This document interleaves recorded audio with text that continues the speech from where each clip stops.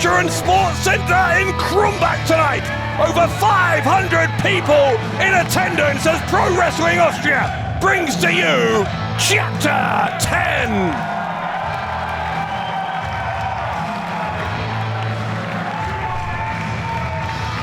Auf dem Weg zum Ring mit einem Kopfgewicht von 114 Kilogramm aus Iowa, USA. He is the boss of the plains. He is the Combat Cowboy. He is one called Manders. A hero's welcome here for one called Manders, who just a few weeks ago won WXW's 16-karat gold tournament. Ich rufe seinen Gegner.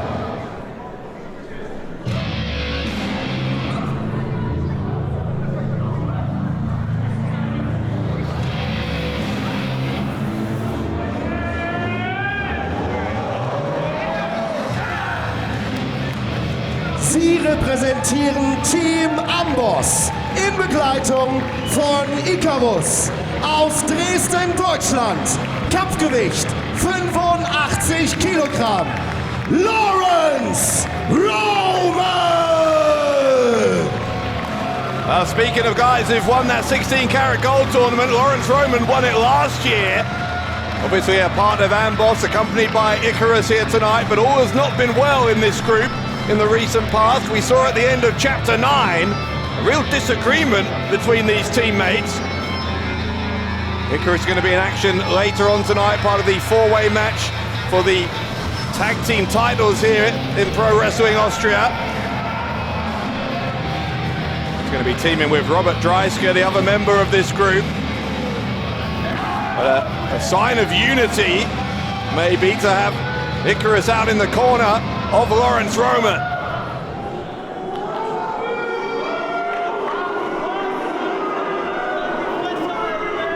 Hell of a night ahead of us here in Krumbach, including our main event, the Pro Wrestling Austria Openweight title going to be defended. Martn Payne against the Austrian Wolverine, Chris Colen.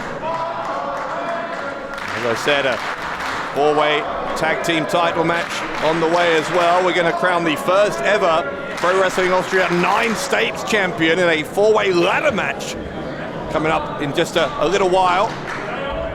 And as well as that, a 6-team battle royal, the Call Your Shot Battle Royal, winners of which will get a shot at a time and place of their choosing for the Pro Wrestling Austria tag team titles. But right now, one called Manders and Laurance Roman. Two different sides of the Atlantic. Two men, though, who've got to know each other pretty well, thanks to their battles over in Germany and now here in Austria as well.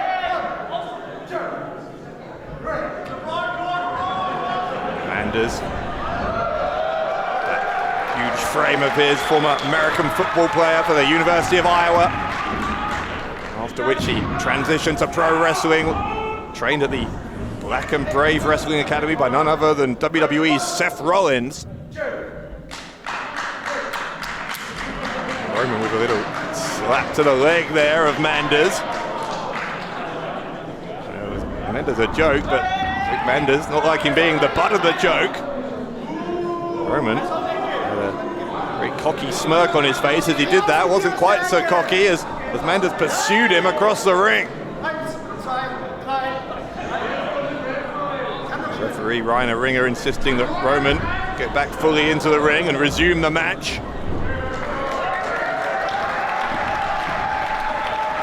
Icarus continuing to look on at ringside here as Roman gets a rear waist lock on Manders. And the size of Manders, though, very, very difficult to maneuver. And here's a demonstration of the power of the Corn Belt Cowboy.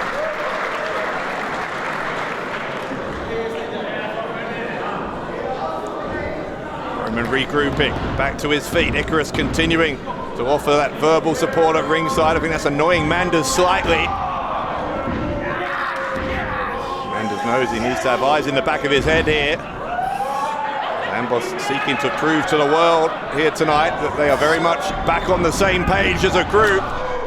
Shoulder block Either man goes down.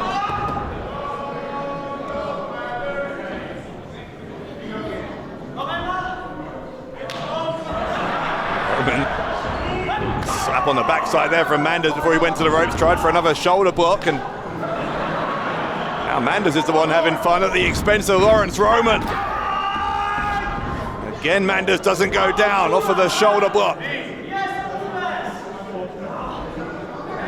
Roman's inviting Manders to have a go at the shoulder block himself, and I'm not sure that's the smartest idea if you're Laurance Roman.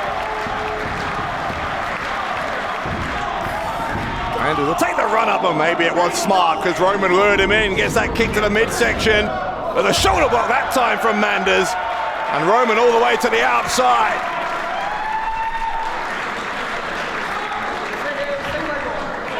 Icarus looking to console Roman.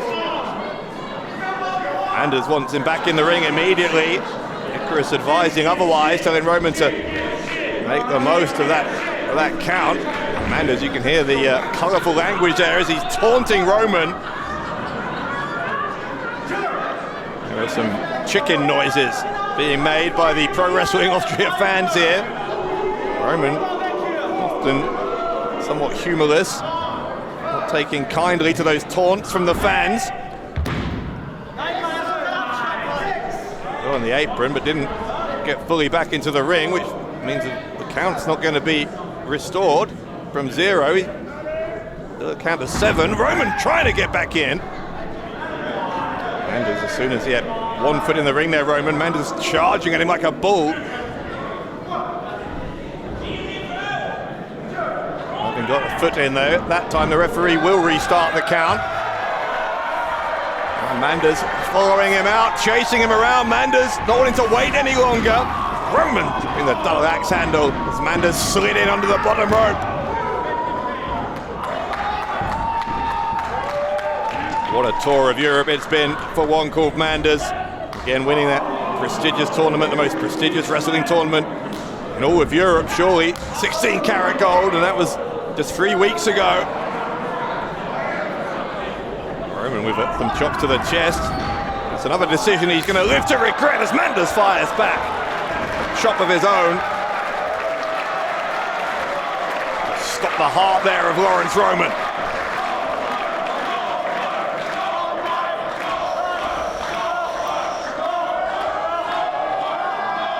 And Manders with another chop. Manders is a long way from home, a long way from the Great Plains of America, but has support wherever he goes. Roman from much closer, Dresden in Germany.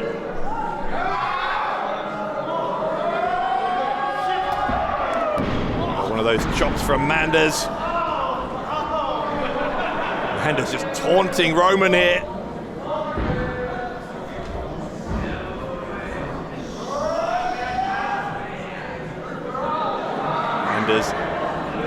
Line it up. Maybe took too long getting ready for the chop. Now Roman with the right hands in the corner. Manders just absorbing those strikes from Roman. Roman took a run up for the chop, going to take another run up here, all the way across the ring that time. I think he has to take the run up just to get the kind of power that Manders has. And speaking of that power, Manders was trying for the body slam. It was a rake to the eyes from Roman to get him out of trouble there. Here comes Laurance Roman. A low drop kick right to the mid-back of Manders. And the boss of the Plains going all the way down to the floor. Icarus is thinking about it here. The referee's back is turned. Icarus thinking about a cheap shot.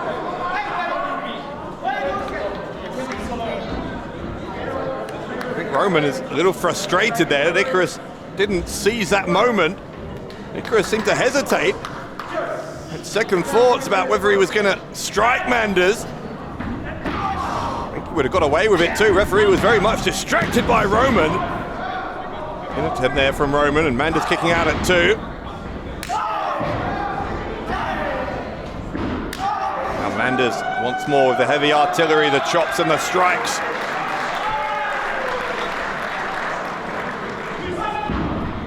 Manders with a right hand there. Roman dropped down. It's only a temporary reprieve for Roman. A boot to the chest. Manders, those horns up, but by the time he returned to Roman, Roman was ready for him. Dropped that top rope. The referee's going to count out Manders, and Roman and Icarus again having words, presumably about that exchange, that inaction from Icarus moments ago.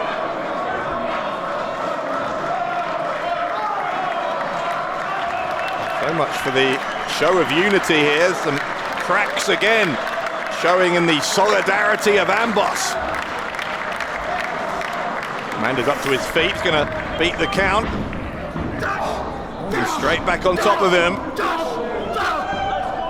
By the way, we would love to know what you think of these interactions here between the different members of Amboss, as well as your predictions for who's going to win all of the matches here tonight, including that flurry of championship matches. Remember, you can join the conversation on social media. Our handle is @ProWrestlingAT on Facebook, Instagram, TikTok, X, and YouTube. With a quick suplex there. Now Roman going for the pin. Left shoulder popping up for Manders.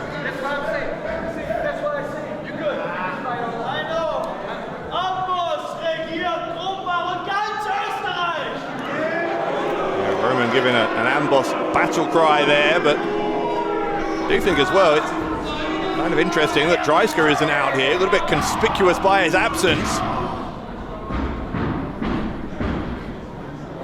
Here comes Roman. Double axe handle went right to the back of the neck there of Manders.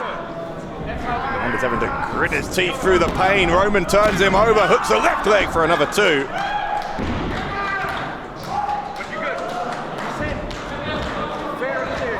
Roman's had a lot of success besides the tournament win we talked about earlier. Former WXW Unified World Wrestling Champion, he's been a shotgun champion, a tag team champion there as well. He's been a tag team champion in HCW over in Hungary, including one of those 2 times he held those titles was with Icarus. Oh, look at that, Manders dropping Roman across the top rope. Manders firing up here, the crowd supporting him.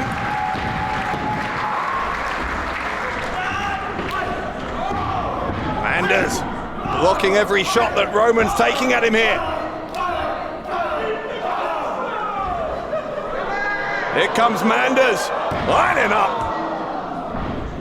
He's trying to get some momentum going there. Roman cut him off, but Manders straight back on it here.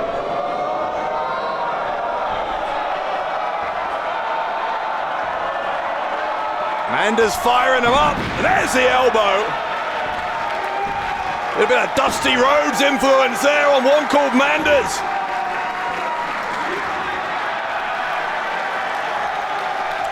Manders with that 3-point stance. Big clothesline in the corner. Now Manders scooping up Roman. Big power slam from Manders. Manders sits down on top. Roman kicked out anyway. That's an impressive kick out from that position.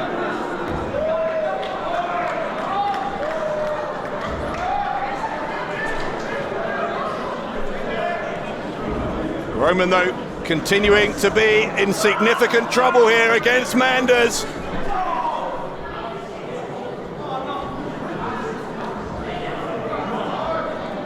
What's Manders doing? Manders joining Roman up atop the turnbuckles here.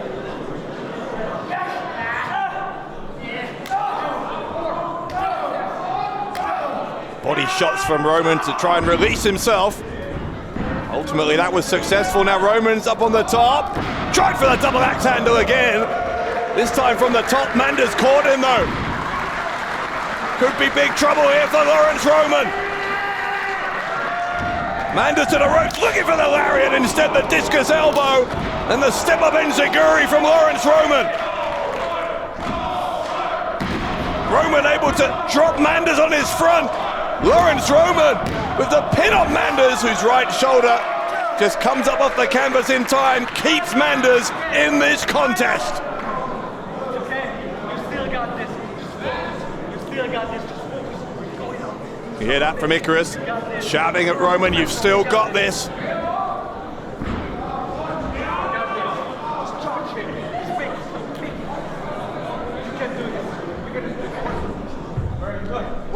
Roman's shoving Icarus out of the way. What's Roman planning here? He's making a beeline towards the corner, towards the production area. He grabbed a steel chair. Now what is this from Roman? If Roman uses that chair, he's going to be disqualified. Icarus is trying to talk some sense into Roman. Icarus just snatching that chair from Roman. Roman pointing his finger right in the face of Icarus. More trouble here between those two Amboss members. Oh, the lariat! The lariat from Manders! Roman had taken his eye off the ball, and one called Manders in a heartbeat defeats Laurance Roman. Ist der Sieger in unserem Opening Contest durch Pinfall. One called Manders. And all it took was a moment's distraction.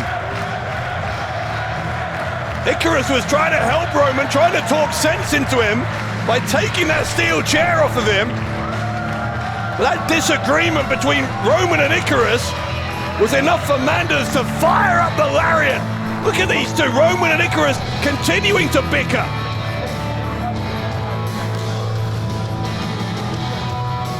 On a night where Amboss wanted to show that they were very much as one, this is the worst possible start. 10 als Sieger.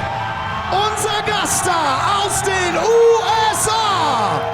One called Manders. The boss of the plains wins here in Pro Wrestling Austria, and he does it the cowboy way. Let's start.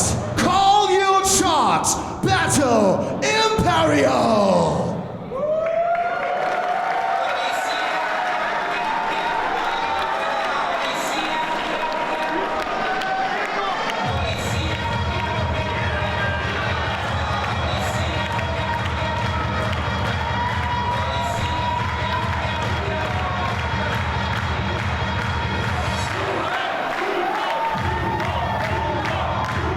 Auf dem Weg zum Ring mit einem Gesamtgewicht von 216 Kilogramm aus Krakau in Polen, David Oliver.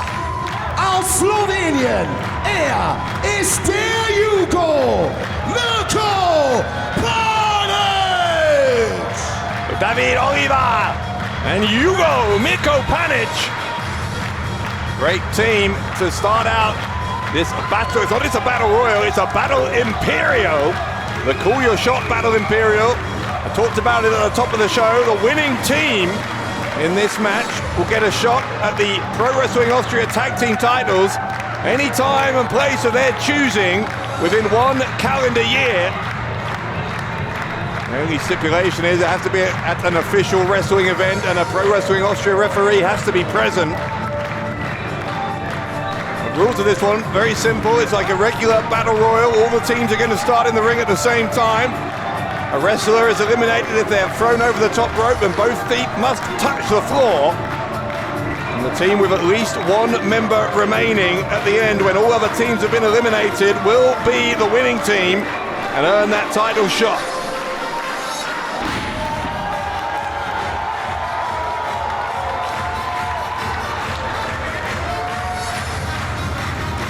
Great crowd reception for Oliver and Panic.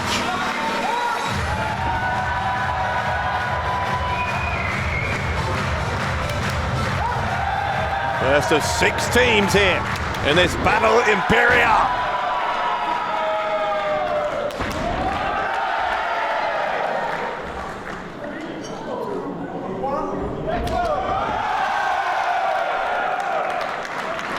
Panic with Slovenian roots, he's been wrestling for 20 years now. Oliver, a great tag team partner for Panic. Panic is going to address the crowd, I think.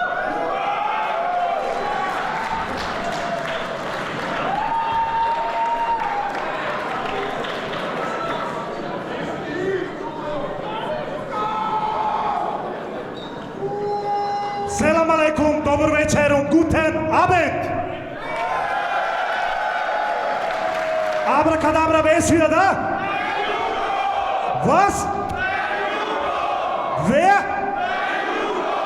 Der Jugo ist wieder da! Wir beide sind die Ersten, die reingekommen sind und wir werden die Letzten sein, die rausgehen. Und wisst ihr warum? Weil er ist David, Oliver und ich, der Jugo.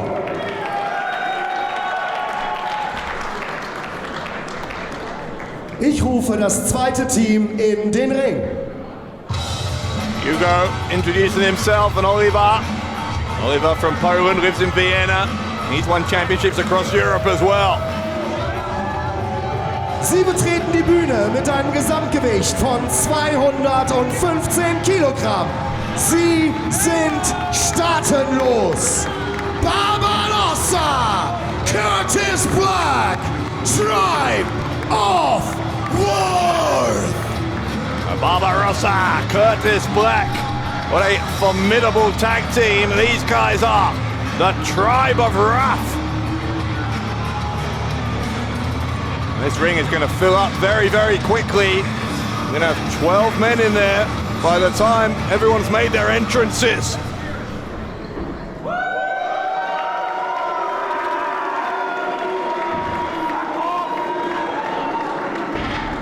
Das dritte Team in diesem Match.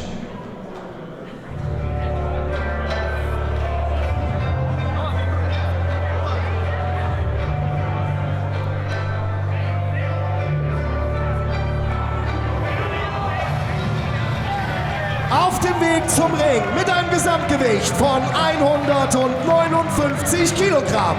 Aus Saigon, Vietnam, Azara. Aus Belgrad, Goran! Azara and Goran, very international team. Vietnam and Serbia, respectively. Azara, a student at the Pro Wrestling School of Dresden. Made his Pro Wrestling Austria debut last summer. Goran was going to participate in this match with his Balkan Express partner, Philip. Not able to be in this match, so Azara joining Goran.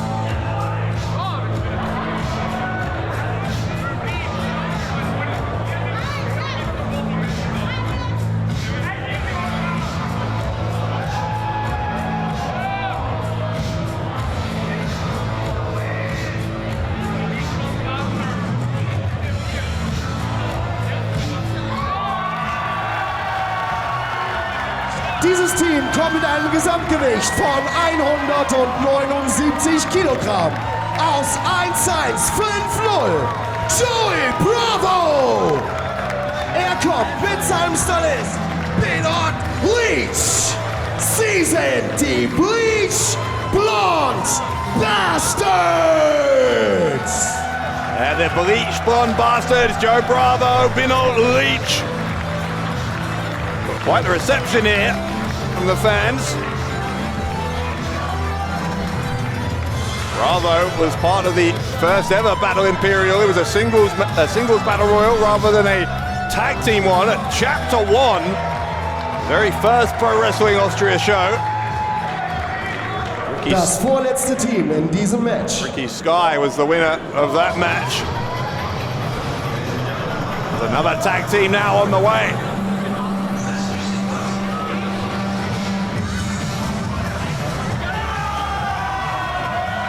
Gemeinsam bringen sie 179 Kilogramm auf die Waage. Er ist der Freistilringer Alex Bergner. Sein Tag-Team-Partner aus Wien in Österreich, Tamatu! Yeah, Tamatu teaming tonight with Alex Bergner. Very promising team, I think. These two could be. Bergner made his Pro Wrestling Austria debut in September of 2023 against Lucifer Lohan. Tamatu is from Vienna. He's a former PWM lightweight champion over in Hungary. And we saw him teaming with Hanich and Oliva against Amboss last time round at Chapter 9. Panic and Oliva among the opponents today for Das Tamattu. letzte Team in dieser Battle, Imperial. By the way, I talked about that Battle Imperial at Chapter 1. Tamattu was the one who eliminated Joe Bravo from that match, so plenty of history there.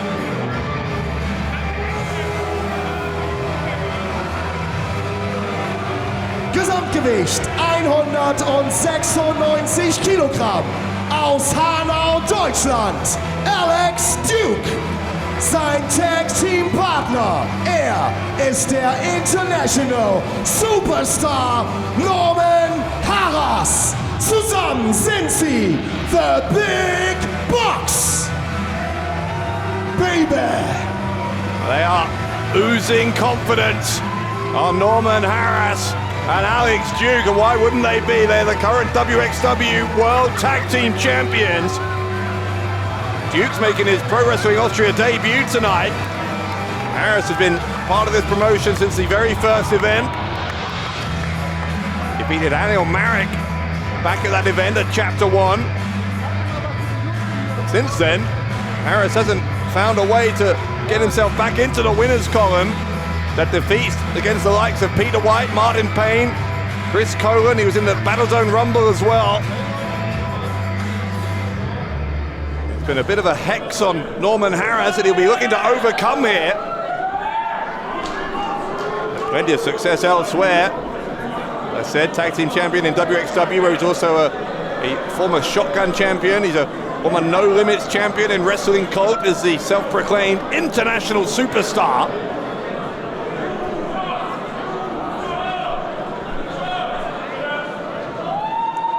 So here we go. Once the big bucks enter the ring here, all 12 of the competitors will be in the ring. Remember, your team is still in the match until both members of that team have been eliminated. As the bell rings and we're underway. Only way to be eliminated, over the top rope to the floor. This is going to be mayhem. Hard to know where to look. Our camera crew are going to have a real job here in following all of the action. Double drop kicks right there from Sarah and Goran. Sarah, young Vietnamese competitor, getting fired up here. Going after Leech. Sarah may have got Leech out, got him onto the apron. He's got to go all the way down to the floor though if he's going to be eliminated. To the fans cheering for Mirko Panic for the Yugo. Asara now the one on the apron. As Leech and Asara going back and forth. Leech grabbed him by the hair, dropped the back of his head over the top rope. Ist aus diesem Match ausgeschieden. But now Leech eliminated. A drop kick by Goran. Leech ist ebenfalls aus diesem Match ausgeschieden. So 2 eliminations already. Leech and Asara. Their partners having to go it alone now for the rest of this. Remember what's at stake here for the winners. Shot at the tag team titles whenever they want in the next year. Goran trying to take the fight here to Duke. But Harras charging in to help his partner. Goran wurde eliminiert. Goran is gone. The big bucks helping each other out there. Goran and Asara, both members of that team, now eliminated. We're down to 5 possible winning teams in this Battle Imperial, the Call Your Shot match. Anyone could be eliminated at any time here. Look at that from the tribe of Wrath. Barbarossa, Curtis Black. A double team that was. Tamattu looks like he's in big trouble. Ends up clinging to the bottom rope. He's still in the match. this scrap in the middle of the ring as the crowd continuing to chant for Hugo. Clothesline over the top. Manage though, can't quite finish the job. Curtis Black could be in trouble here. There's a kick! And he's gone! Curtis Black, ausgeschieden. Panic eliminates Black. Barbarossa though trying to get some vengeance on behalf of his partner immediately. Panic there, he's got his feet wrapped around that middle rope to keep him in here.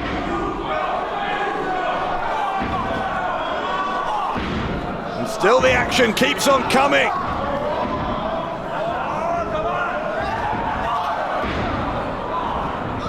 See, in every corner, action going on here.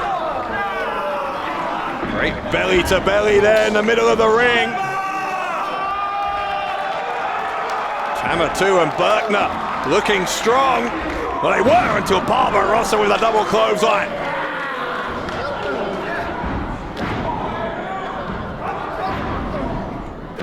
Barbarossa though finds himself getting challenged by David Oliver. Oliver lifting up Barbarossa.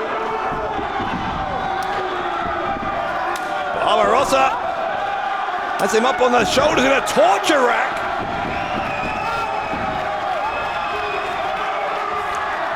Now Oliver picking up Barbarossa, dropping him on his face. Rolling neck breaker. Oliver and Panic, very much the crowd favourites. It's Harris now who's going after Oliver though.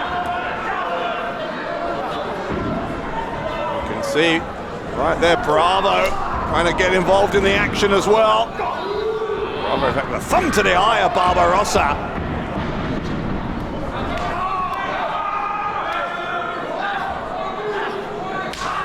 There's Berkner coming after Barbarossa. Bravo in there as well. Barbarossa battling his way through. There's the boot to the face from Bravo. Barbarossa immediately comes firing back. Berkner swatted away by Barbarossa. Comes Oliver once more. Listen against those Hugo chants. Barbarossa, a real force of nature, even with his tag team partner eliminated.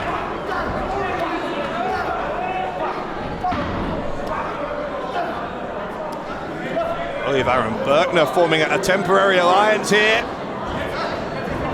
Wait, oh, there's the big bucks, eliminated 3 people there. Alex Berkner, David Oliver und Barbarossa.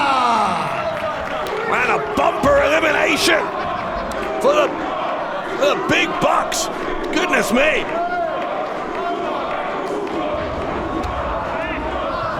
Barbarossa now reunited with his tag team partner Curtis Black. They are continuing to put a beat down on Bravo. The big bucks going after the fan favorite Panic in a world of trouble here. Duke with a clothesline. Harris was holding Panic in place. Tamatu. Harris trying to fire some right hands at Tamatu, who was just the better of the two there. Harris though gets a kick to the midsection. Tamatu sent to the ropes, that's a clothesline from Harris. It's picked up but counters into a head scissors takedown.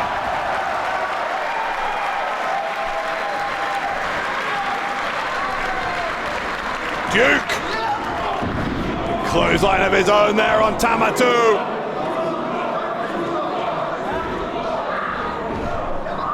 We are down to 4 of the 12 who entered this match. But obviously the big bucks with a big advantage, having both members of their team in this. The numbers game could be critical here for Harris and Duke. What a spear from Harris. Tamatu being taken apart. holding on though is Tamatu. Duke tried to throw him over the top. Here comes Harras as well. The big bucks double teaming. Nicht mehr Teil dieses Matches, Tamatu. I don't think the Bucks have seen that Hugo is lying in wait for them. Tamatu is out. Here comes Hugo. Panic unloading here against both Duke and Harras. Close on in the corner on Harras. Charging at Duke now as well. Can Panic overcome these 2-on-1 odds? Double avalanche in the corner from Hugo. A big body slam on Duke. But what a win this would be for Panic to do this on his own effectively against the big bucks. There's a body slam of Harras onto Duke. Hugo stacking them up.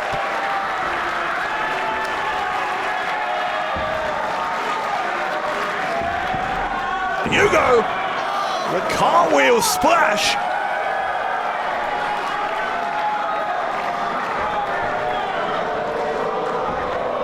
Hugo, I think he might do it. Hugo might get both of them. Hugo's looking for maybe a powerbomb or a pile driver there on Harras. Boot to the head from Duke, saves his tag team partner.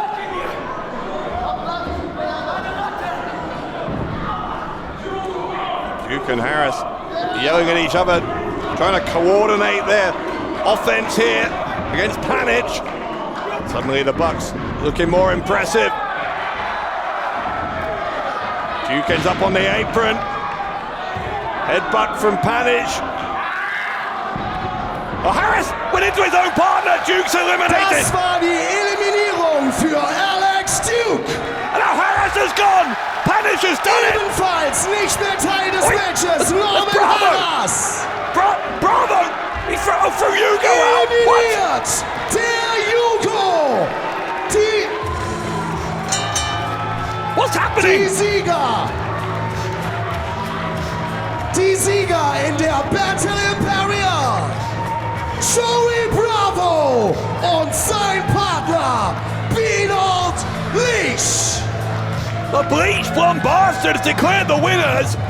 I'm being told here that what happened, I think, is when there was that multiple elimination by the big bucks, Bravo was one of 4 men who went to the floor, but unlike the other 3, apparently, he didn't go over the top rope, he went through the middle, and smartly, you have to say, whether you like the ethics of the tactics or not, he laid low, waited for his moment here, did Joe Bravo, and when Panic thought he'd won it, Bravo snuck in.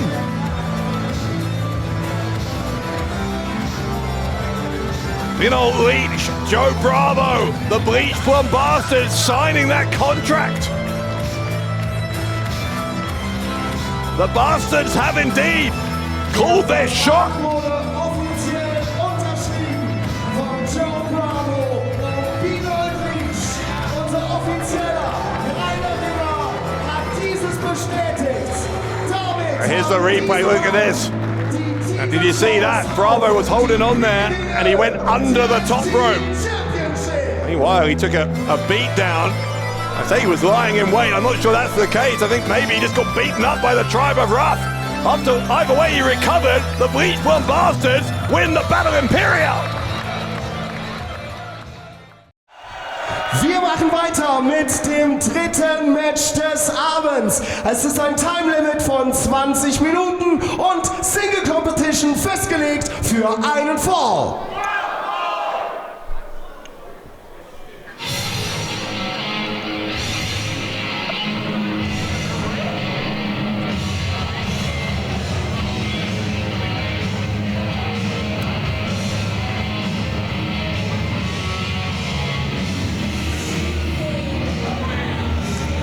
Auf dem Weg zum Ring in Begleitung von Sultanov. Aus Allenstein, Österreich, 98 Kilogramm Kopfgewicht. This is Rage. His nickname is the Sniper, and he certainly attacks his opponents with precision, does Rage, the current PWÖ Austrian national champion. He's competed in Germany, Italy, Poland. We've seen him in a match against Oscar Lieber. The disqualification in that match after the man he's with here, Sultanov, commanded him to continue his assault in the corner on Oscar. Sultanov, very much the puppet master when it comes to Rage. Sultanov himself ended his in-ring career after Chapter 8 here of Pro Wrestling Austria. Back when, just in September last year. We're going to hear from Sultanov now, I think.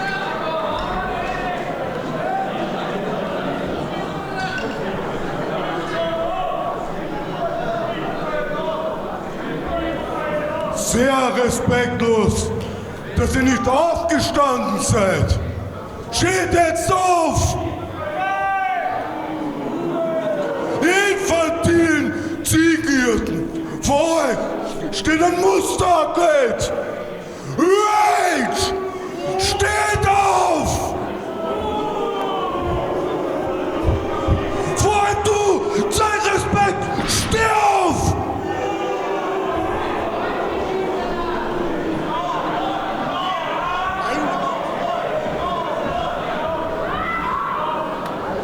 Und mit Freude rufe ich seinen Gegner in den Ring. Sultanov not getting the respect that he believed that he and Rage deserve. Rage's opponent about to join us, making his Pro Wrestling Austria debut.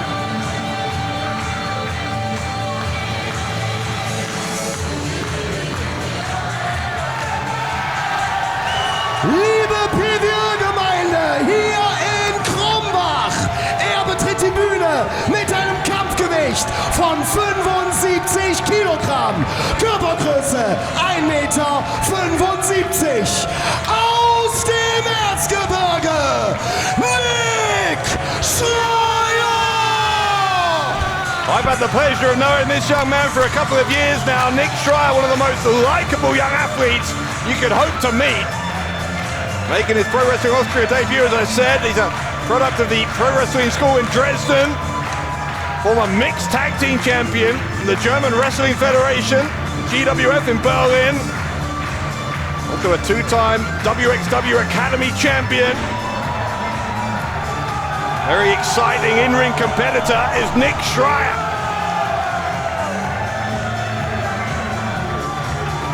He's getting a much warmer reception than Rage got. Much to the annoyance, I'm sure, of Sultanov. Sultanov, as I said, had his last match last September, a victory over David Oliver. Calls himself the Herald of Destruction, the Ambassador of Doom, and the Messenger of Rage to Sultanov. He's got away with words, as we saw when he took to the microphone. And we're finding out as well, he's got quite the way as a manager. Now with this young man, Rage, as his protege.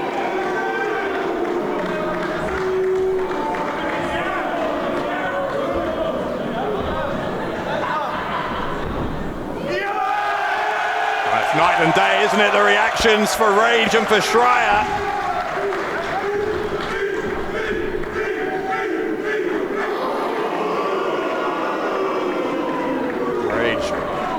As we said, at that match against Oscar Lieber at Chapter 9 in January. She lost by disqualification.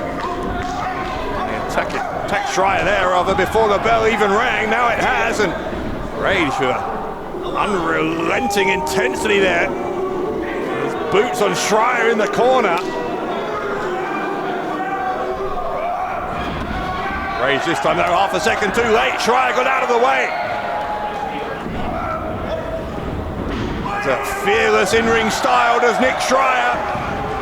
Likes to go at a mile a minute. A clothesline there from Schreier. And the faster the pace of this match, the more it suits Schreier, you've got to think. Something Sultanov, I'm sure, at ringside will be well aware of. Schreier raining down with the right hands before Rage uses his power to push Schreier away. Shove from Schreier, the drop kick into the face.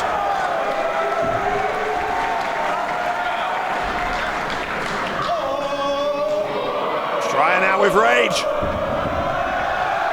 Put him face first into that top turnbuckle. Schreier's going to go for the encore and gets it.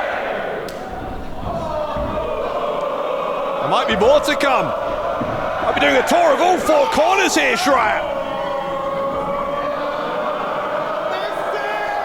Schreier once again with the punches in the corner. Telling the fans he wants to get to 10 this time. And he gets there.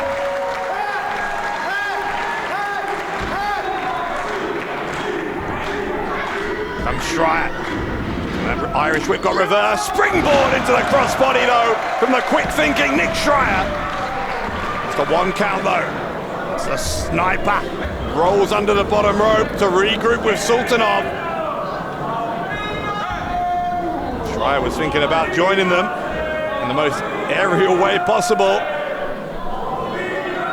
Sultanov, you see, he's moved Rage to behind that ring post so that Schreier can't so easily jump on top of them. Schreier though coming to the outside, coming after Rage. Didn't want to give his opponent any longer to recuperate. Clever from Schreier. Schreier pointing a finger in the direction of Sultanov before getting back in the ring, turning his attention back to Rage.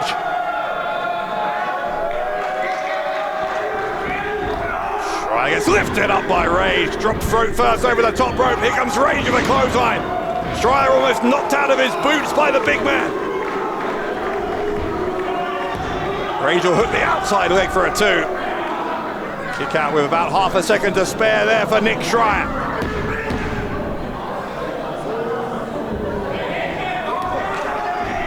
Rage with Schreier on his shoulder, rams him hard into that corner. Look at these shoulder thrusts, right to the midsection of Schreier, again and again from Rage.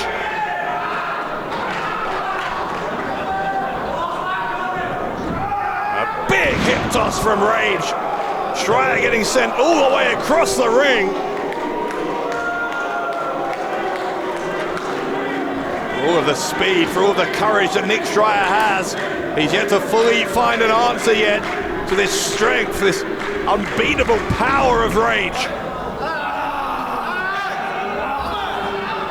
Rage not unwilling to bend the rules either. There's a Sultanov influence, I think. Speaking of Sultanov, Sultanov was thinking about getting in a cheap shot there on Schreier till the referee turned back in his direction. Here come the elbows from Schreier. Schreier just has boundless energy, keeps on fighting. And Sultanov on the apron? Schreier came after him. Well, that's maybe why. The distraction was all Rage needed to hit another clothesline. Sultanov boasting at ringside about his actions. Schreier getting nailed here with a backbreaker. Rage is holding on for another.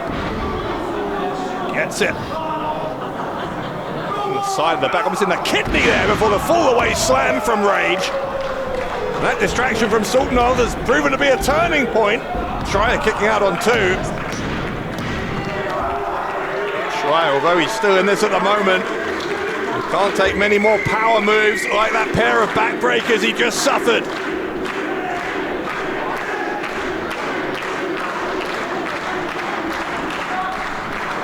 Rage is going to look to finish the job here. Maybe looking for a third backbreaker. Schreier realizing he simply cannot afford that. The elbows of Schreier got him back to a vertical base. Here comes Schreier with the right hands and the elbows. Rage though fires back with a single kick. Schreier to the ropes, popped up into the drop kick. Great counter in mid-air from Nick Schreier.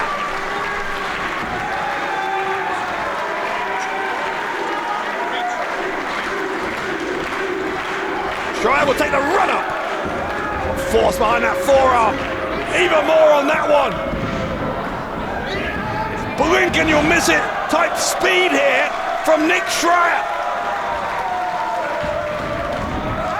Schreier lifted up onto the apron, lands on his feet, held onto that top rope, blocks the right hand from Rage, kicks Rage in the head. Now Schreier. Schreier's thinking about maybe going up to the top turnbuckle.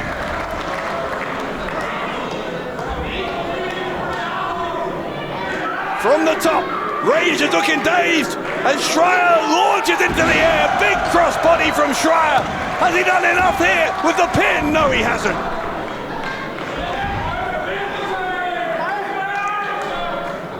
Schreier having to check with the referee and the fans in the front row. That was a 2, not a 3. I think Schreier believed that he might have done enough to keep the big guy down. Sultanov at ringside, I'm sure, very grateful that wasn't the case. Seems to be deeply entrenched in an argument with the fans here to Sultanov. He's back on the apron. The shove from Sultanov. The referee could disqualify Rage here because of the actions of Sultanov. Chosen not to. Schreier doesn't want to win this by disqualification, I'm sure. In fact, Sultanov's being kicked out. But that's the only other option the referee had to take Sultanov out of the match. Schreier turning back round towards Rage, looked for the Enziguri and couldn't get it. Rage, a spinning side slam from Rage. Schreier's got to be done. Yes, he is. Well, Sultanov was taken out of the match, but Schreier, in the end, only lasted a few seconds longer. Als Sieger, Rage! Sultanov hadn't even had time to leave the auditorium before the match was over. Sultanov shoving Schreier off of the top. An action that got him ejected, but it was also the action ultimately that led to the win for Rage. Well, maybe the referee should have disqualified Rage after that shove from Sultanov. That's going to be a discussion point, I'm sure.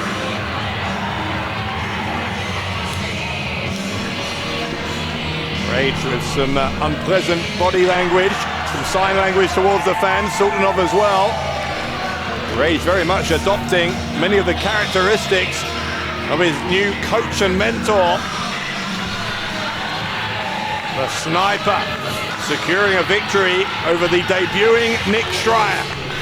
As up next, here tonight at Pro Wrestling Austria Chapter 10, a 4-way ladder match to crown the first ever 9 states champion. Do not go anywhere.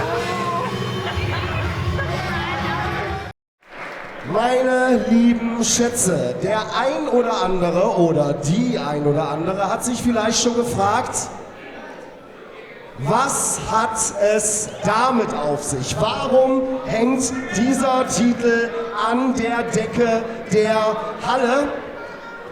Es ist ganz einfach. Wir kommen als nächstes zu einem der Höhepunkte des heutigen Abends. Und zwar zum 9 States Championship Ladder Match. Die Regeln: Wer als erstes den Championship abhängt, gewinnt und wird der erste PWÖ 9 States Champion. Ich bitte die Teilnehmer in den Ring.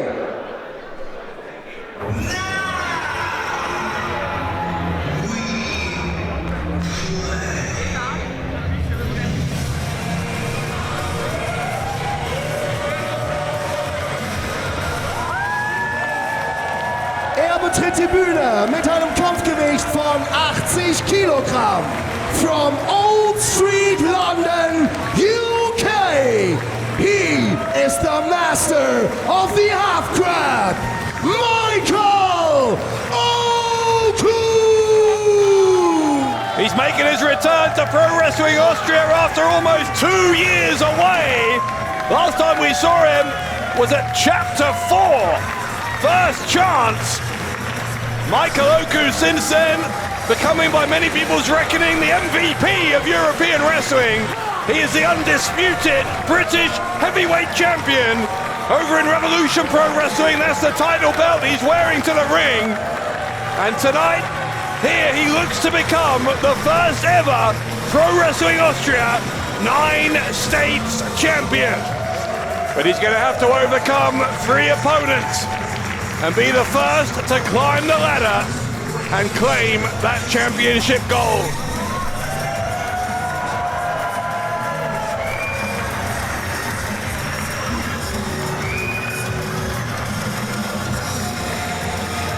The master of the half crab. With his signature catchphrase. Der zweite Teilnehmer. Now we play indeed. As here comes the rest of the field.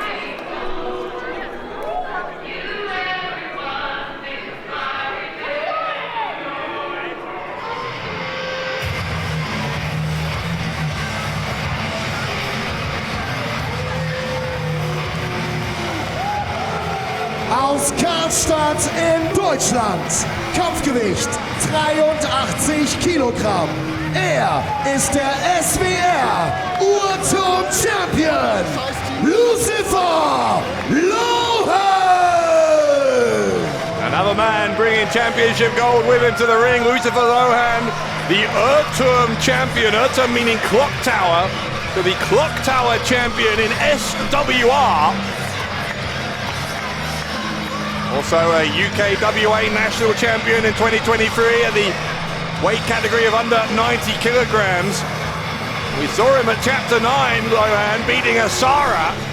Der dritte Teilnehmer in diesem Match. Big opportunity for him and for all of these men.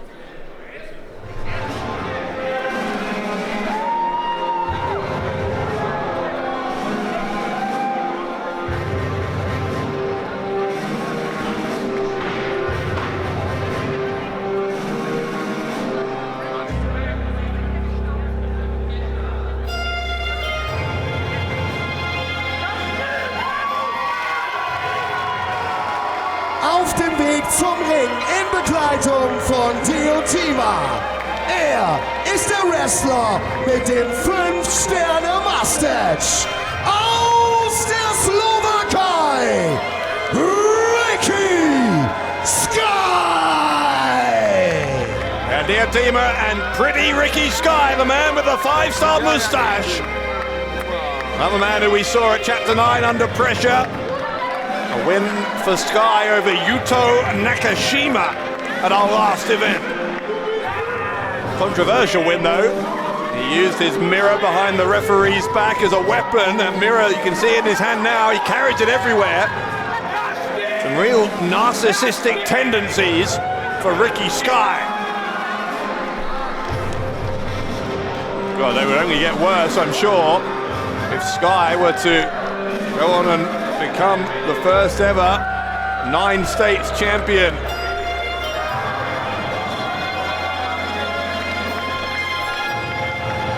We've seen him with victories before here in Pro Wrestling Austria, including one against Jay Joshua at Chapter 7 Battle Zone in April of last year. Won a 4-way match at Chapter 4 the previous April against Chris Dice, Maokai and Tamatu. And of course, as I said earlier, the winner of that first ever Battle Imperial at Chapter 1. Ricky Sky sagt, du sollst dich benehmen.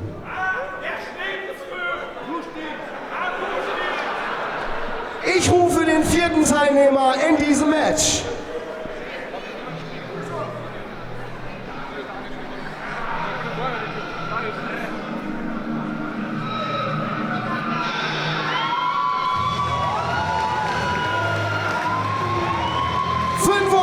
Kilogramm bringt dieser Fighter auf die Waage. Aus Wien in Österreich, Darius! Darius, another man who's been at the heart of controversy recently here in Pro Wrestling Austria. At Chapter 9 back in January, he teamed with Peter Tihoni in a tag team match against Team Turbulence. A match that Team Turbulence won via controversial means. I'm sure we'll talk more about that later on, when they are one of the 4 teams in our 4-way tag team championship match. But right now, Darius going to be one of 4 in this 4-way ladder match, the winner of which will become the first ever 9-states champion. By the way, a good deal of history between 3 of the 4 men in this match. Lohan, Sky and Darius were the final 3 in that Battle Imperial at Chapter 1, the match I was talking about earlier on. Darius eliminated Lohan. Lohan then attacked Darius with a chair, which made him easy pickings for Ricky Sky to eliminate him and to therefore win the match. As a result of what happened in that Battle Imperial, Darius and Lohan feuded for several months, a feud that only ended after Darius won a chairs match at Chapter 3. All of that, though, back in 2022, so some 2.5 years ago. I wouldn't call it water under the bridge, so all 3 of those men, I'm sure, still remember exactly what happened back then.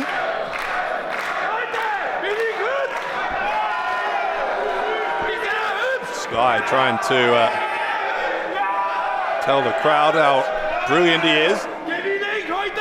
Sure, by the way, that all 3 of them, Lohan, Sky and Darius, are also very conscious of the fact that they're in there against Oku, one of the most talked about wrestlers in the independent wrestling world right now. So no pinfalls, no disqualifications, no submissions, no countouts. The only way to win this is to grab one of the ladders surrounding the ring, bring it into the ring, climb it, and claim that championship belt that is dangling precariously above the ring. Oku and Sky going to go at it here after dispatching the other 2 men to the outside. Oku, I think, was going for the Hurricane Rana, gets taken down though by Sky. Sky maybe trying for a half crab or a Boston crab. A half crab, of course, is Oku's own move. Oku frees himself and gets a super kick right to the jaw. Almost knocked the moustache off the face there of Sky. Oku, second turnbuckle. A missile dropkick with authority from Michael Oku. Darius, meanwhile, getting straight to business, bringing a ladder into play. Oku with a run up, lifted up onto the apron here by Sky. Strike that was from Sky, sends Oku to the floor. With a tug of war now between Sky and Darius with that ladder. Darius gets sent down, having done all the work to bring that ladder to the ring. Might be for nothing, because if Sky can drag that through the ropes and set it up here, Sky could be the champion. There's Oku though. Oku jumping onto the ladder, make it seesaw up into the face of Sky. Very innovative on the part of Michael Oku. Oku slides that ladder in. I think it's going to be Oku who's going to be the first to set up the ladder. What a resume Michael Oku already has. Is he about to add to it? Just a few rungs away. When it comes Lohan. Lohan lost his footing there. Didn't go to plan, but caused enough of a distraction for Oku not to get all the way to the top. Here comes Lohan again at the second time of asking. A drop kick into the leg of Oku. Oku knocked off the ladder.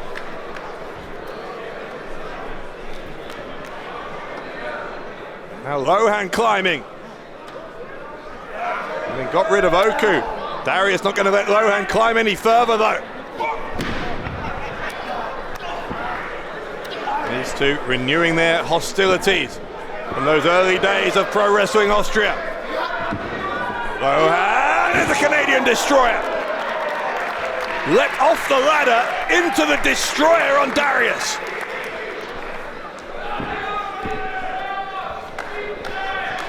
Now with Darius neutralized, Lohan can climb.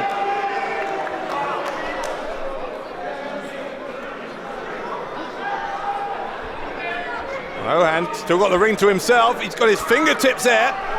He touched the belt, he's got to remove it. Oku coming after him. Oku with a shot to the lower back. Gonna drag Lohan down off the ladder if he can. What a kick to the face there, though, from Lohan. Lohan with another chance to climb up here. Comes Sky. In everyone's interest, except for Lohan's, of course, to stop him from claiming the belt.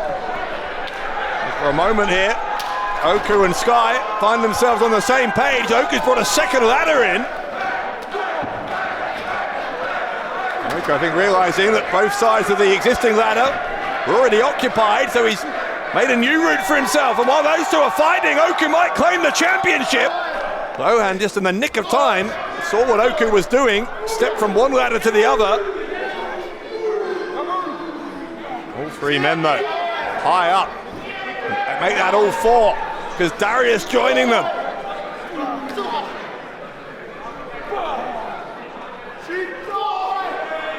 If one of these four can knock the other three off of their perch, and that championship is within reach pretty much for all of them.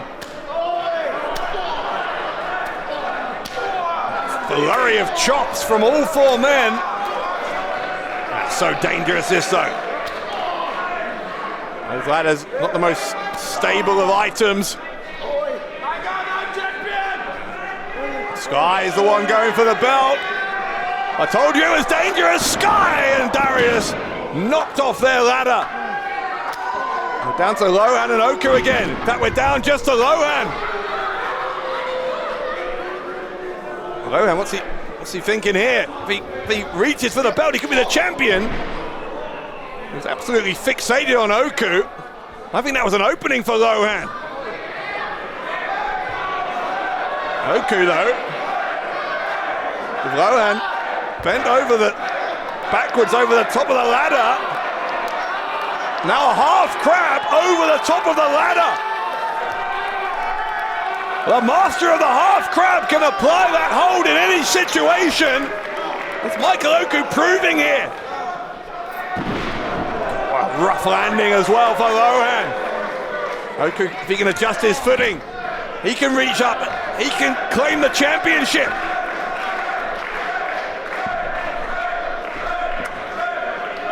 Sky grabbing the right ankle of Oku, uses it to sweep him off of the ladder.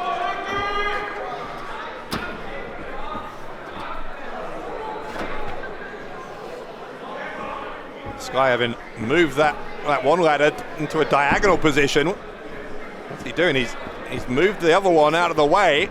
But neither of those ladders currently set up in a position where Sky can grab the title. I think Sky's decided that he needs to do some more damage to Oku first.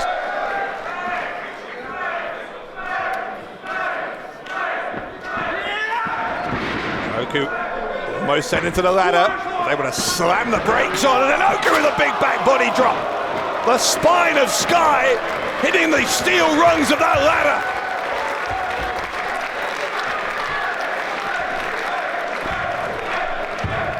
Oku's not going to get any time on his own here though, because Darius is in. Both men have ladders. Darius was able to throw his at Oku. Man, this match, a career shortener potentially for all four of the men involved. So hazardous, and there are ladders in play. These are risks though that everyone involved prepared to take. It's going to win them that 9 states championship. Oku once more with the second ladder as Darius rung by rung climbing. Trying to adjust that second ladder, he's going to have to be quick about it. Got it to where he wants it, I think. Oku now joining Darius up top. That second ladder maybe providing a bit more stability, but more of a bigger platform for Oku to stand on. That's smart from Oku. He sends the face of Darius into the top rung of the ladder. Oku is climbing just above Darius. Darius gonna get taken out here by Oku. Oku's looking for the power bomb. He's looking for kind of a sunset flip power bomb. Oku dropping Darius on that other ladder.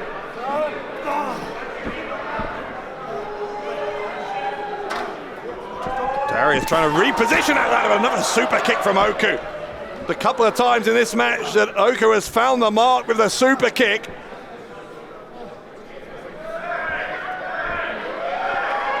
Oku, what's he thinking? You see him looking around. Oku, top rope, springboard moonsault from Michael Oku onto Darius, onto the ladder.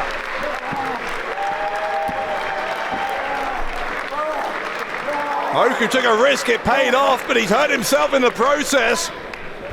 The impact of that moonsault seemed to do some damage to the ribs. Oku was holding his midsection.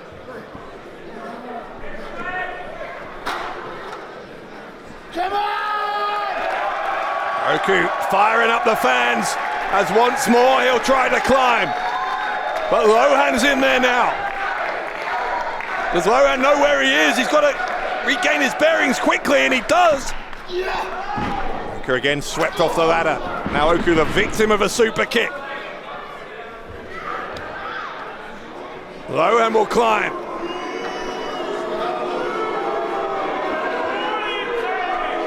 Lohan able to just try and grab at the ladder, or at the title rather, I should say.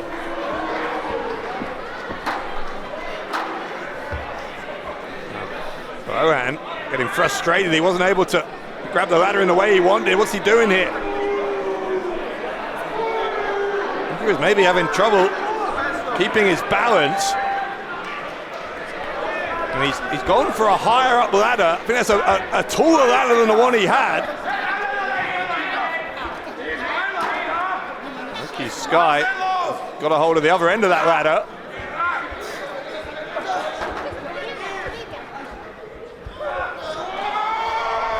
Sky gets rammed into the edge of the ring by Lohan.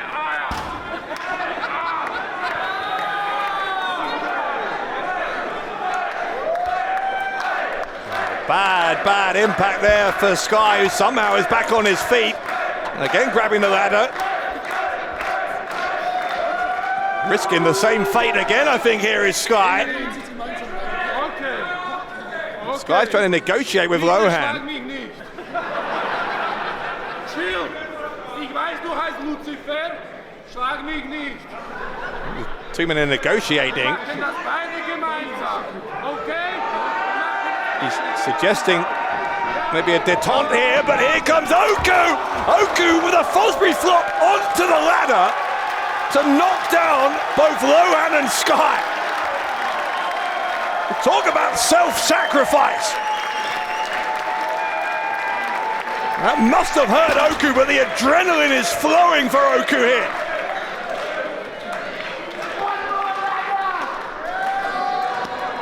Oku just yelled what I think he yelled. He's saying one more ladder.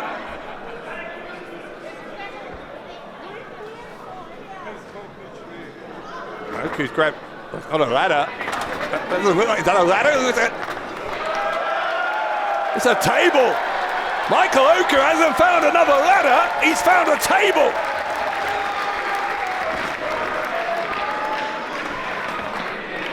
This isn't a TLC match. Table's not supposed to be part of this. The baseball side from Darius. There's no disqualifications, of course, so there's nothing to say a table can't be involved. I'll tell you what, whoever climbs that ladder eventually and wins that 9-stage championship will have more than earned their place in the history books. All four of these men have taken a battering here. Continues to go on as Darius rams the top of that ladder into the abdomen of Ricky Sky. Darius climbing, running up that ladder into kind of a cannonball splash into the upper body of Sky. He has more company though. Oh, and a strike went to the back of the thigh there of Darius. What is this from Lohan? Dumping him on his head. Vicious move there from Lucifer Lohan.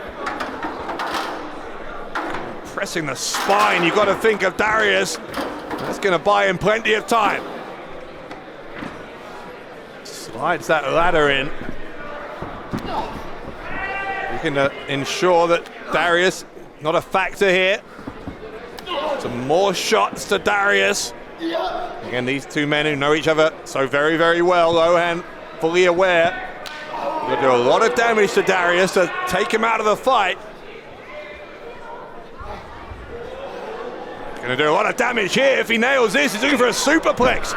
There's that ladder right in the way. Okay. Shot to the back. Darius got to be very, very grateful that Oku saved him there.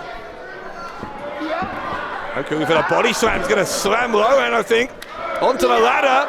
Instead, Oku gets slammed. Oku in agony.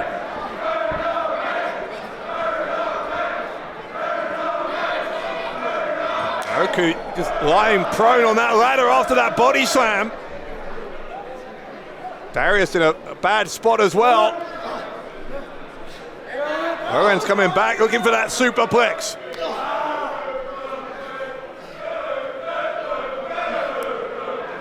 Well, if he hits the superplex now, they're going to land on Oku. Not only on the ladder, Oku is there. Oku is right in the drop zone. Darius and Lohan. What a rough landing there. Darius, I think, was looking to scoop him up for a body slam. In the end, both men just collapsing down to the floor. Darius so quickly going back up top. Oku's still on that ladder. Here comes Darius with a swanton. Halfway across the ring from the top turnbuckle. Right into the stomach of Michael Oku. God, this match is carnage. Darius gets that boot up into the face there as well, and now going to set up the ladder. Was that the moment? Has Darius finally done enough?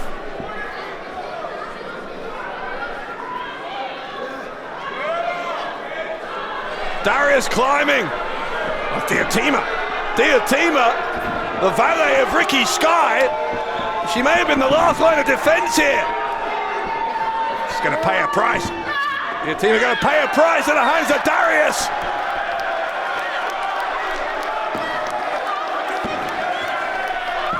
He thought about it. Darius in the end thinking better of his actions. Going to leave Diatima to shove her away. He's going to climb, but he may have not removed the threat here. Diatima with a slap and another one. Diatima just persisting here. Now she's going to climb. She can't claim the title on Sky's behalf, surely. She's looking very tenuous.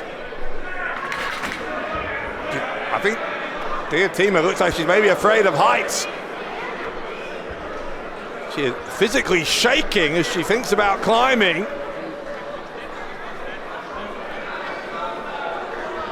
And Darius seeing that she's making very little progress. What is he doing? Darius apparently thinking he can turn his back here because he knows that Diatima is making such slow progress because of that fear of heights. He's got time to set up a table, and he's absolutely right. She's still only 4 rungs up. Now Darius grabbing hold of Diatima. Look at the powerbomb through the table. Ricky Sky coming to the aid of Diatima. Diatima had found the courage to climb that ladder. I don't know what we would have done, because I don't know if that could have counted as a victory for Sky. You can't have a proxy claim the title for you. Sky with a big slam there on Darius. Darius landing hard on his back. Must have knocked the wind out of him. Sky climbing. And he's climbing faster than Diatima did for him. Darius coming back at him. Got one hand on the title here is Sky. Right hand from Darius, and another one. That brought Sky down a rung or two. But again, you're looking at two men who are literally within reach of that championship. If one can knock the other off of their respective perch, the match could be over here in a matter of seconds.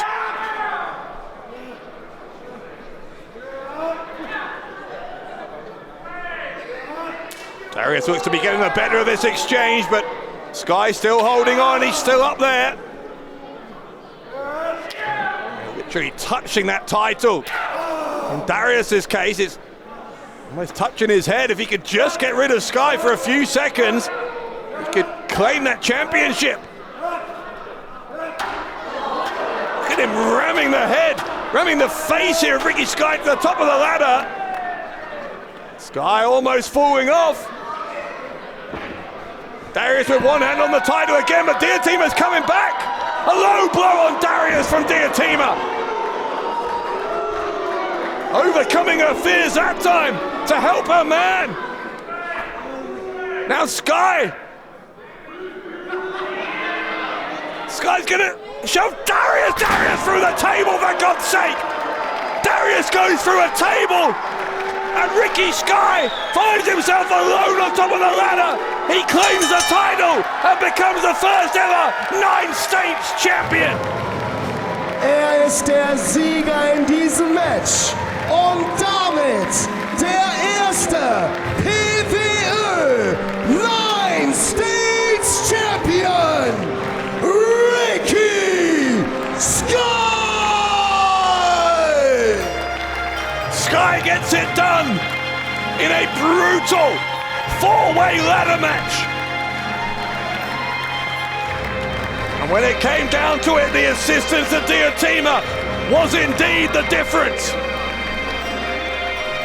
And we need some help out here for Darius. We need help out here, frankly, for all 4 of these men.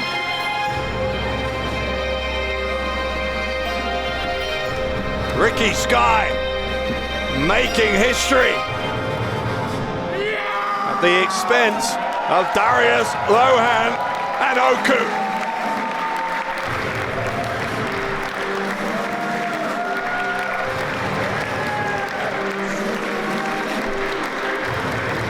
Some applause from many of our 500 plus fans here. There's a little bittersweet though, I think, for many of them, knowing the manner in which this went down. Now Diateema pointing victoriously towards her man. She has earned her keep as the manager of Ricky Sky tonight. Because if it wasn't for Diateema, this could have been a very, very different outcome. Match und konnte sich gegen alle anderen Kontrahenten durchsetzen. Der neue 9 States Champion, Ricky Sky. Tag team title action on the way next. Wir machen weiter mit dem nächsten Match. Dieses Match hat ein Zeitlimit von 30 Minuten und es geht um die PWÖ Tag Team Championships. Festgelegt für einen Fall.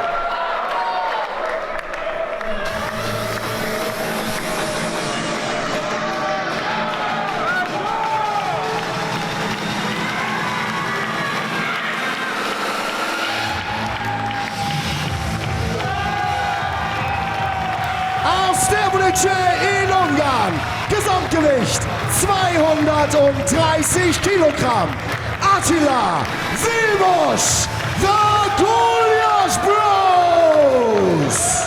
Attila and Vilmos, the Gulyas brothers, 2 corn-fed country boys from the Hungarian countryside.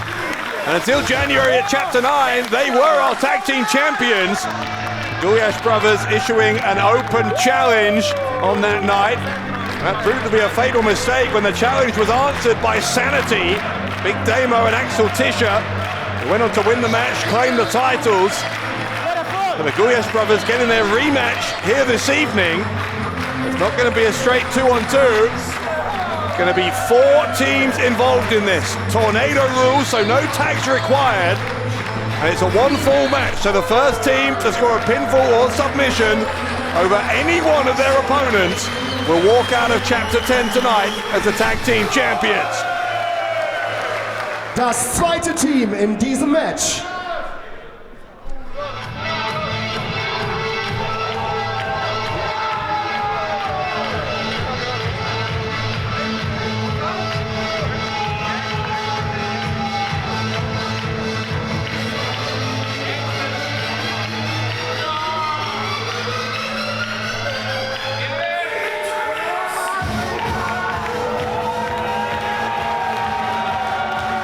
Zusammen bringen sie 191 Kilogramm auf die Waage.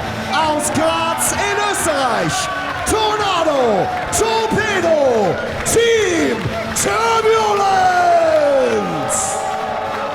I was just listening carefully there to the reaction from the crowd. I'm still listening because if you hear, there's a mixture of cheers and boos, which is not something that Team Turbulence are particularly used to. Normally universally adored, but some of their behaviour as of late has started to turn some fans against them, most notably at our last show, Chapter 9 in January, where that man Tommy Tornado appeared to be injured in a tag team match against Darius and Peter Tioni, only to score a quick roll-up to secure the victory. Left a lot of fans asking whether he was faking the injury the whole time. If so, is that ethically questionable? Either way, the well-oiled machine that is Team Turbulence rolls on. Ich rufe ihre Gegner in diesem Match in den Ring. Speaking of forces that keep rolling on, even when there seems to be some discord, Europe's most dominant faction. Sie repräsentieren Amboss. Gesamtgewicht 235 Kilogramm.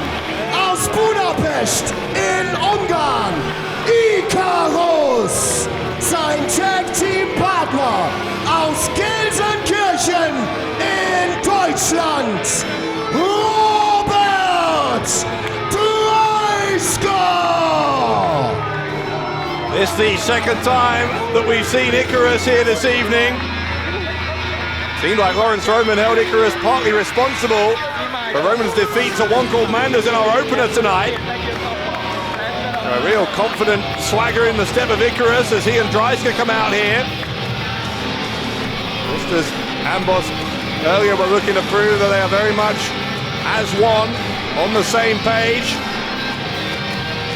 Didn't quite work with Icarus and Roman, but Dreisker and Icarus are going to prove that in the most decisive way possible by claiming those tag team titles.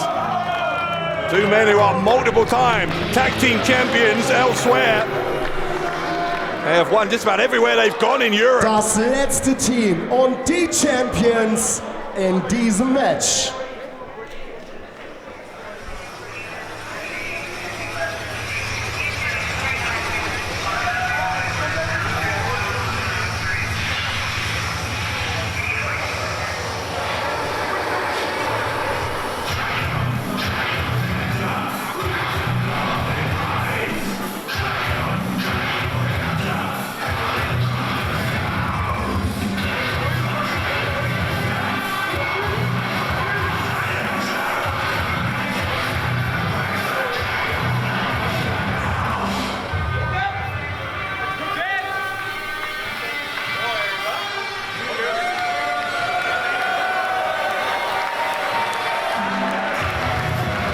Auf dem Weg zum Ring mit einem Gesamtgewicht von 233 Kilogramm.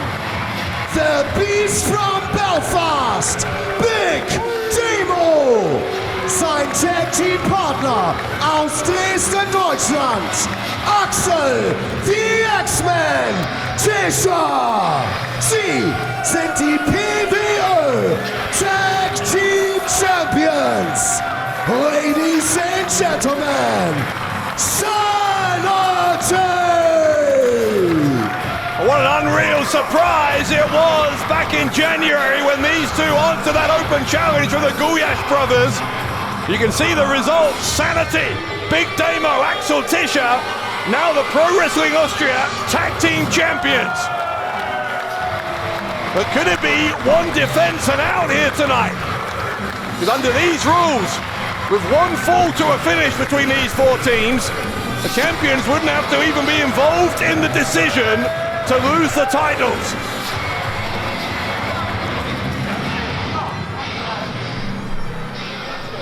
An incredibly successful unit Sanity have been.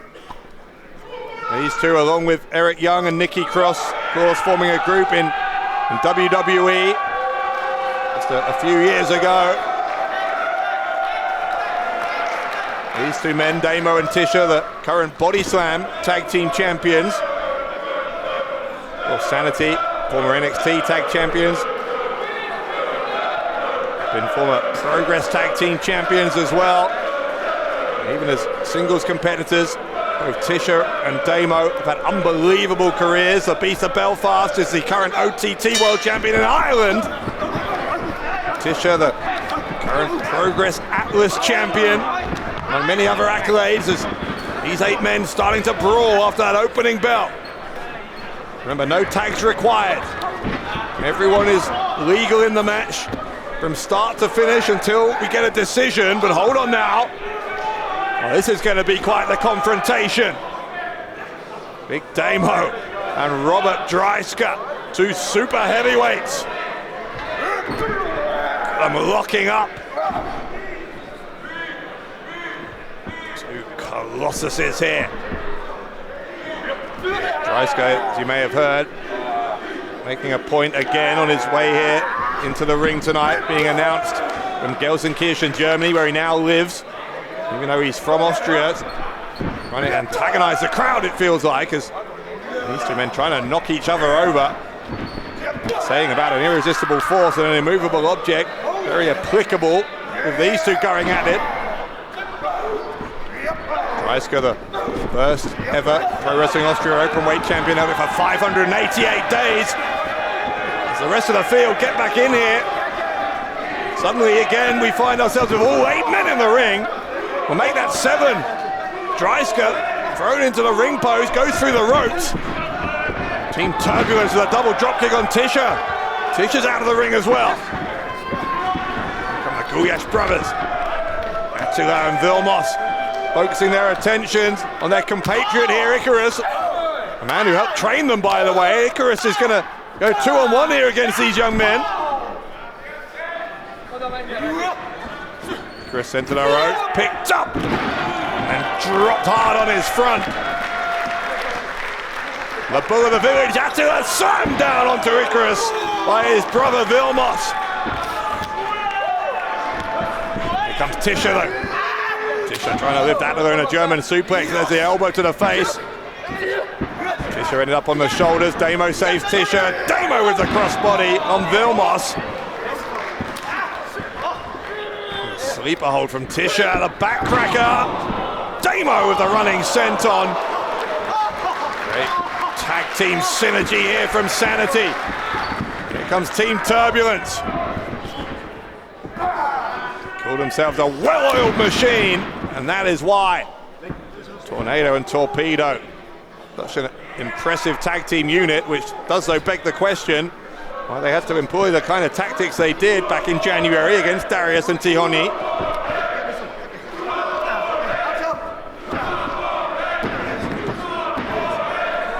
Putting the boots in here on Damo as Tischer looking to even the odds. Tischer, the head coach of the pro wrestling school in Dresden, his home city. Won so many titles in Germany, in WXW and GWF and elsewhere. Won't help him here though against Team Turbulence. Nailing that double team move on the Axeman, who quickly rolled to the outside. That's leaving Damo in there on his own.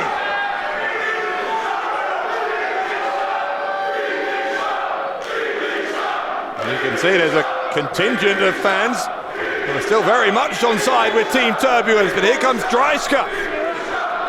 Dreisker knocking Tornado off balance. Icarus doing the same to Torpedo.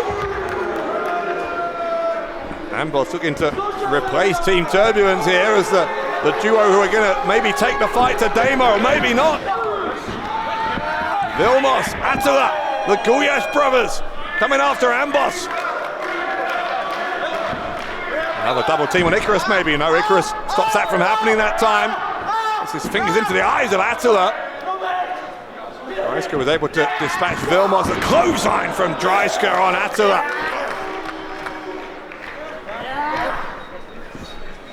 Icarus choking out Big Damo.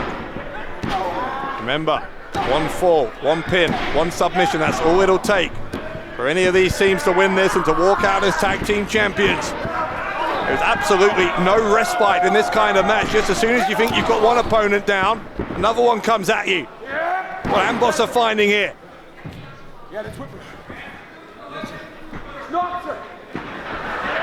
Icarus sending Torpedo into Tornado. Damo's back to his feet, but Amboss very, very quickly turning their attention to the Beast of Belfast. Thrown into Team Turbulence. Tisha now. Going after Dryska and Icarus. Tisha sent into that massive humanity in the corner. And thrown to the opposite side. Damo joining him. Sanity in one corner, Team Turbulence in the other. Amboss have their pick of opponents here. Icarus getting thrown into Team Turbulence. They're going to do the same now to the tag team champions.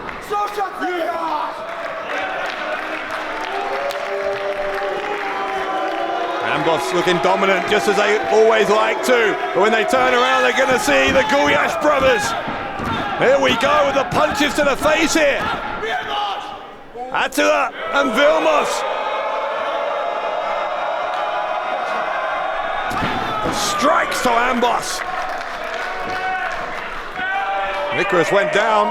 Dryska's still on his feet, but looking unsteady.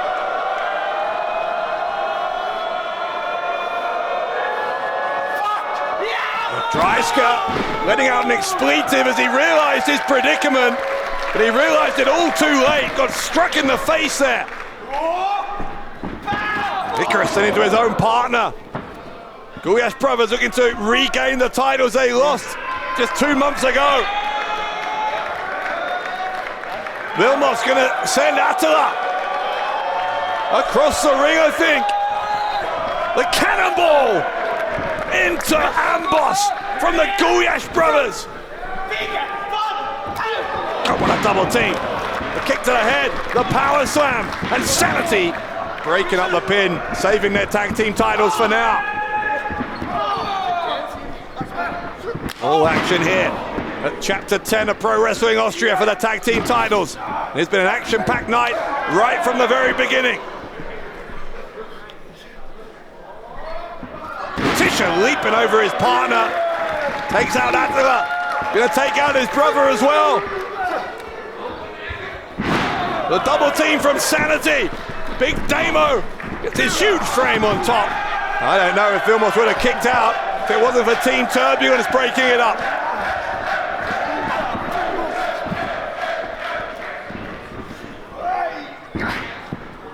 Hands on his feet. Have a double team from Sanity. That time stereo boots to the head.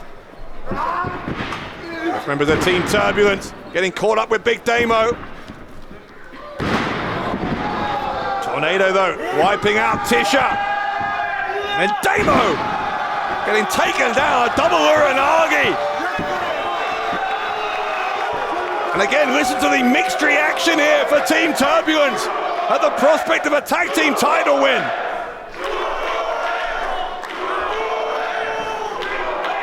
They're going to opposite corners. Tommy Tornado, Tommy Torpedo.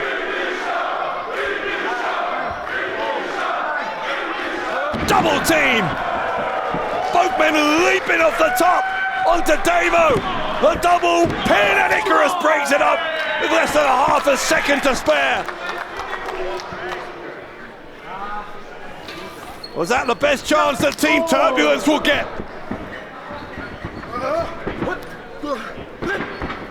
Icarus with that discus elbow, knocking Torpedo down to the floor. Overhead throw on Tornado. Icarus now after Tisha. Tisha proving it a difficult nut to crack here for Icarus, who goes to the ropes. And the rebound German suplex from the Axeman. Icarus clothesline over the top to the floor. Tisha has the ring to himself.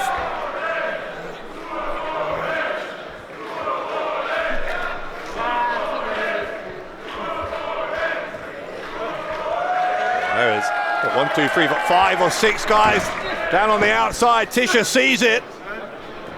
And one of them's his own tag team partner. Dreisker, though, gonna shove Tisha off of the top. A human game of skittles. Tisha knocked off the top turnbuckle. Took out almost everyone else in the match. I say almost, though, because too many weren't taken out were Icarus and Dreisker. Now Amboss have a chance to win this thing.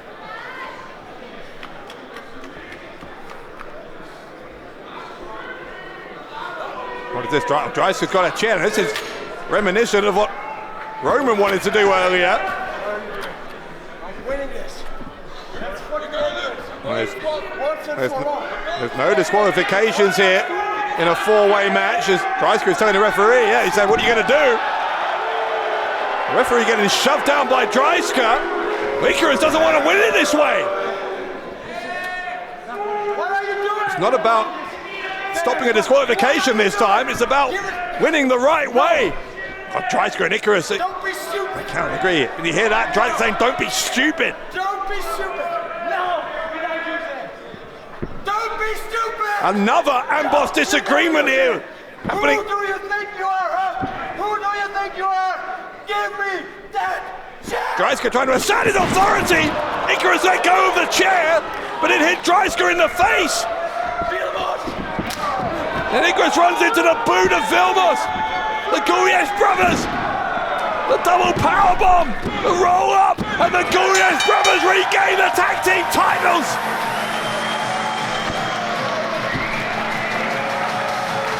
And new PWÖ Tag Team Champions, Attila, Vilmos, the Gulyas Bros. Chaotic from start to finish, but another Amboss disagreement was the catalyst for these two young men from rural Hungary to become two-time Pro Wrestling Austria Tag Team Champions.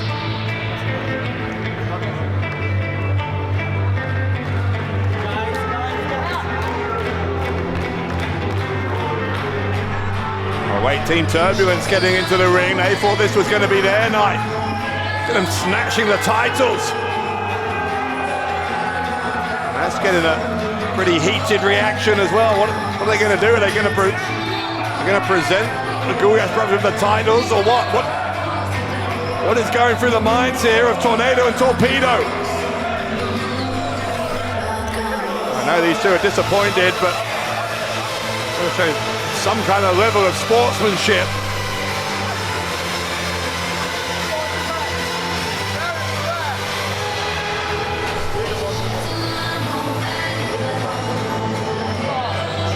They almost look conflicted here, Team Turbulence. The better angels of their nature win through.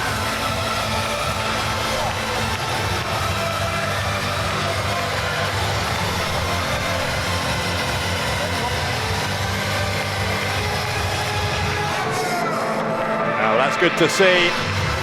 Finally, Tornado and Torpedo raising the hands of the new champions.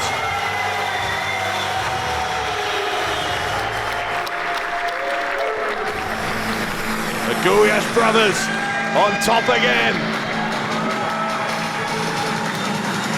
Oh God! What's that? What is that? A double low blow from Team Turbulence. Talk about sore losers. Team Turbulence think those titles should be theirs. What a pair of entitled scumbags. Got shot to the title belts to the skulls now. This is an outrage. This is a total outrage.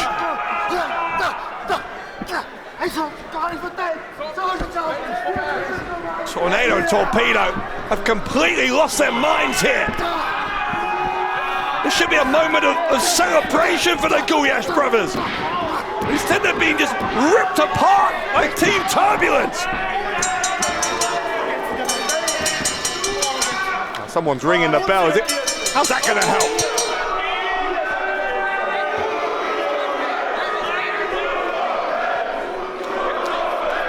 This is disgraceful. Totally disgraceful. Officials trying to reason with Team Turbulence. Get out of here. Get out of here. They're being told to leave the building. They should be suspended, quite honestly.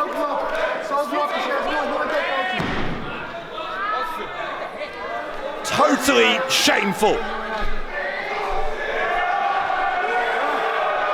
Gulyas brothers have been left laying here.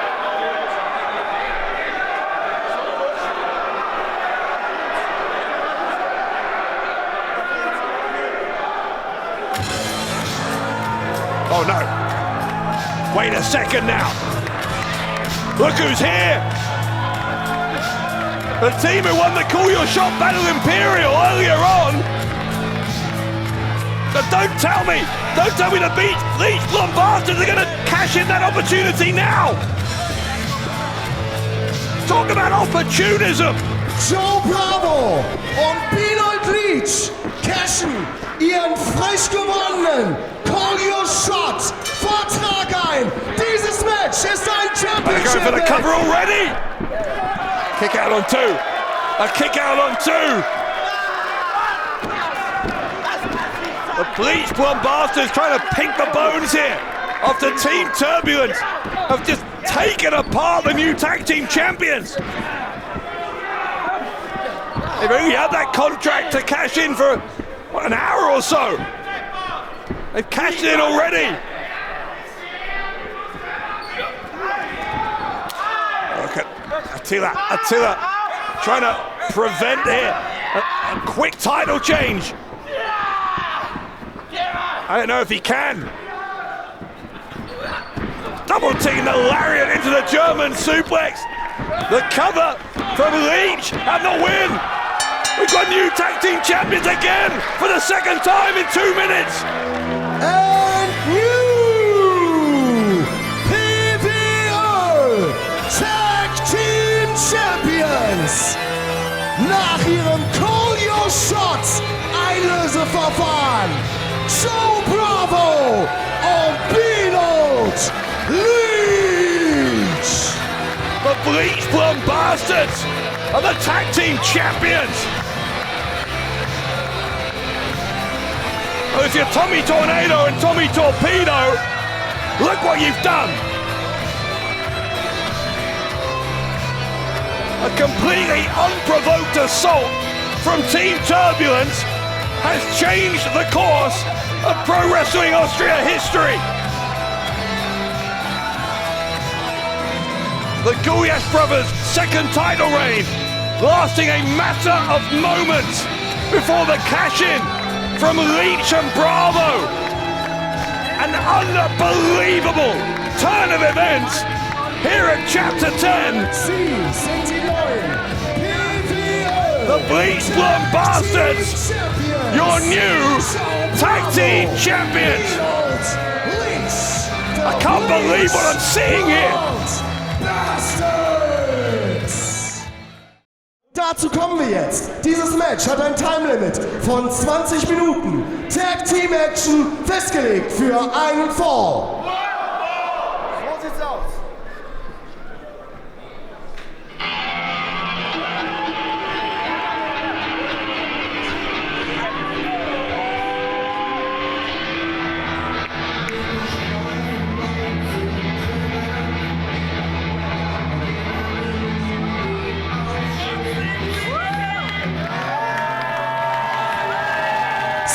zu uns aus Linz in Österreich. This is Moxie!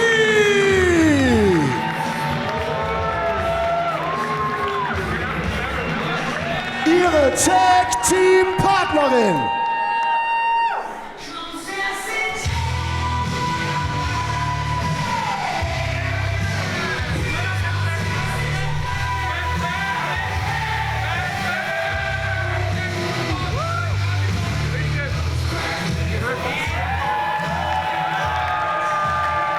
Salzburg, Österreich. Sie ist der Candlestick Pitbull, Jessy fucking J!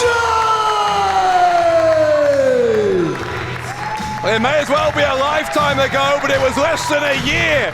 At Chapter 7, the last woman standing match between Moxie and Jessy J. A match ultimately won by Moxie. And at the end of that match, we saw a sign of respect between those two women, with Jessy J handing the kendo stick over to Moxie.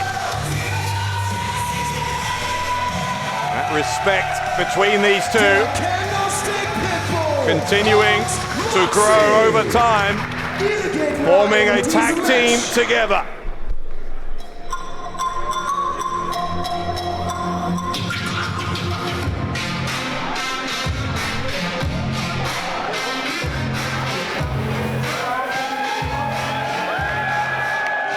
Sie kommt zu uns aus Dresden, Deutschland. Sie ist die ostdeutsche Abrissbirne,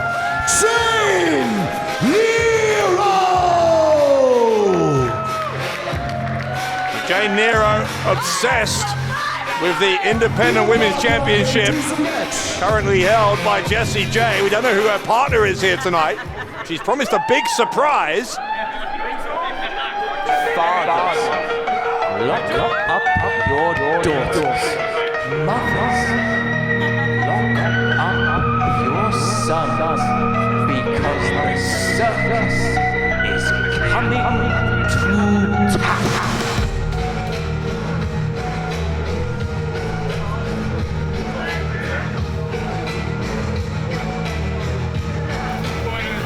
Oh my God. Meine Damen und Herren, er präsentiert The Circus. 140 Kilogramm Kampfgewicht, Körpergröße 2,10 Meter. People Gigante! Hippo Gigante. 2 meters, 10 centimeters in height. That's what, 6'9", something like that. 140 kilograms. Almost an unbelievable human being to look at.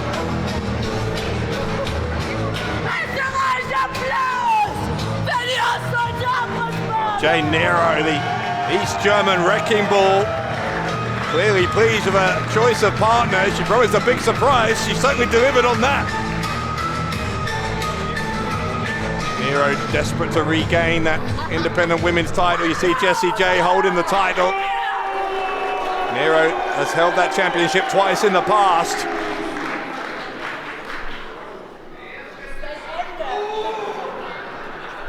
She was unsuccessful in her attempt to regain the title from Jessy J back in January at Chapter 9, one-on-one.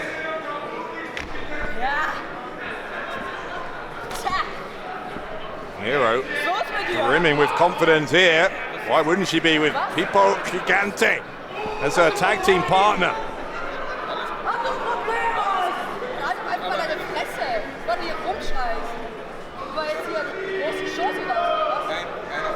Jessy J having some words here with Nero. Feels like no disrespect to anyone in the match. It feels like a mismatch when you look at the sheer size. Hippo Gigante. It's going to be Moxie who starts things out against Nero. Nero with a majestic handshake. Nero saying, doesn't want Moxie, she wants Jessy J. Moxie not wanting to be shoved around here by Nero. The disrespect from Nero towards Moxie is off the charts. Moxie in the end though, obliging. Here comes the kendo stick pitbull, Jessy J. There with that judo background.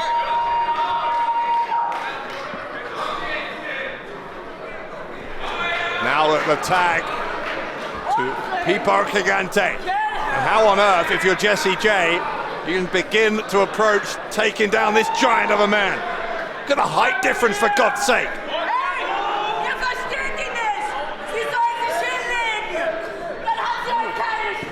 Into Nero. She should just lie down, she won't feel any pain. As if she's a humanitarian. Wait, Jay, I thought was gonna do what Nero suggested, but instead, a show of defiance here from Jessy J. Here comes Jay. Feels like a David versus Goliath type scenario here. Gigante runs in, Jay able to dodge. Side headlock. Jay lifted up high into the air. You get vertigo up there. Patronizing pat on the head from Gigante.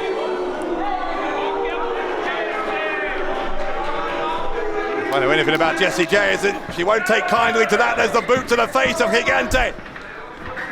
A missile drop kick. Jessy J bouncing off Gigante like he was a brick wall. Nero laughing her head off as she watched that. Now tagging in. Trying to get the cover here. No doubt she's going to want the pinfall victory over Jessy J herself to strengthen her claims for another shot against Jay for that independent women's championship. Pulling the hair there, Nero. The East German wrecking ball. The cover gets a 1 count. Only debuted in 2023, did Nero, so still relatively early in her career. It's a roll up from Jay for a 2 count. Nero, the first sign of trouble, retreating back to her corner, tagging Gigante, and this time Moxie's going to be the one to try and take down the giant. Moxie able to dodge 3 or 4 separate occasions here. Going for the legs, trying to take out that vertical base. Smart from Moxie.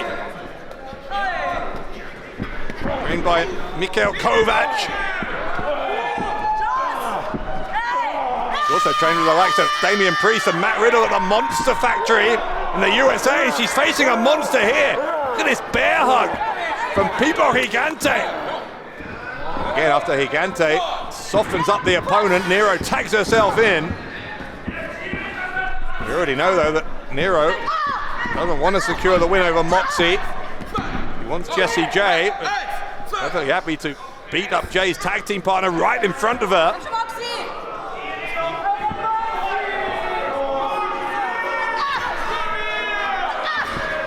Moxie trying to fight back with a couple of body shots. Nero quickly put an end to that.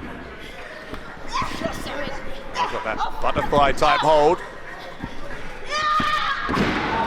So he's able to just improvise there to take Nero down, and again he's seeing a pattern here. Once more at the first sign of trouble. Nero back to her corner, makes the tag. It's Gigante against Jessy J now. American Rana. Well, more of a head scissors takedown, I should say, rather, but bottom line is it wasn't a takedown because Gigante did not go down.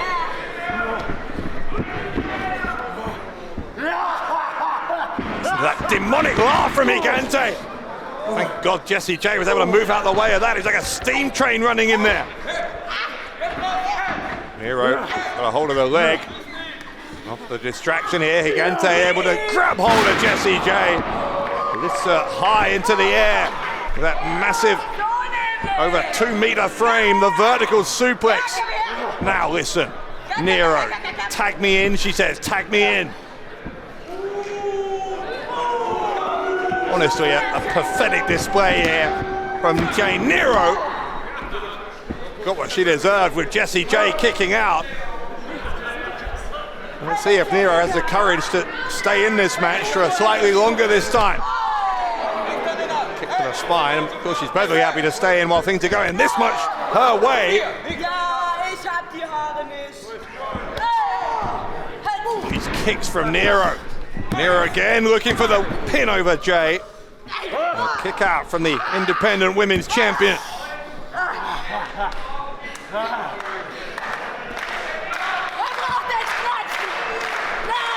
If you're just joining us here tonight, we are still getting our heads around what just happened in our tag team title match. A cash-in of the opportunity for the Bleach Blonde Bastards that they earned earlier tonight to take the tag team titles off the Gulyas brothers. Also crowned a first ever holder of the 9 States Championship in a ladder match earlier on. Ricky Sky getting the win there. Our Openweight title main event still to come. Martn Payne defending against Chris Colen. Right now, and Nero, who lost to Jessie J, remember, one-on-one at Chapter 9 in January. We're going to get a very different result here with the help of this surprise tag team partner, PWÖ Gigante. Gigante choking away at Jessie J while Nero distracting the referee.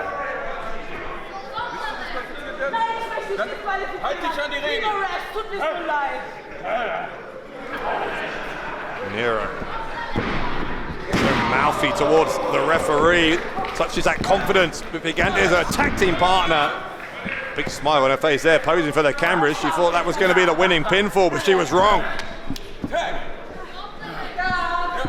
Comes Gigante again, and quite honestly, sooner this man gets out of here and returns to the circus, I think the more comfortable we'll all feel. Something really unnerving. Seeing this individual in the ring take the head off of Jessie J there, who thankfully moved out of the way again. Gigante being made to suffer here at the hands of Jessie J. J with a Samoan drop, great power to lift Gigante onto her shoulders. And she got enough left in the tank to make the cover. Drapes an arm over Gigante, but couldn't get enough weight on top, and just a count of one before this enormous man kicked out. And the former PWH heavyweight champion is Gigante. Moxie tagging back in now.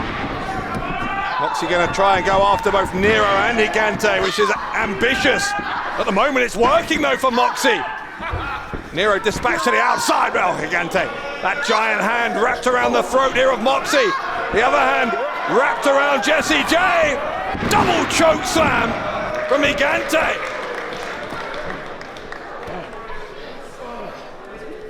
Jessie J, though, kind of half countered on the way down. The face of Gigante, I think, maybe struck Jessie J. Even though she absorbed the impact of the choke slam, she's got the better of it here. Oh my God. Well, she slipped on her partner's back, but she may have done more damage than she otherwise would have, because inadvertently ended up being a low blow. Gigante then knocked over Moxie. It's a cover. The referee's not going to disqualify Jessie J. That was clearly accidental, but the impact it's had on PWÖ Gigante is as significant as anything that her or Moxie have been able to do in this match.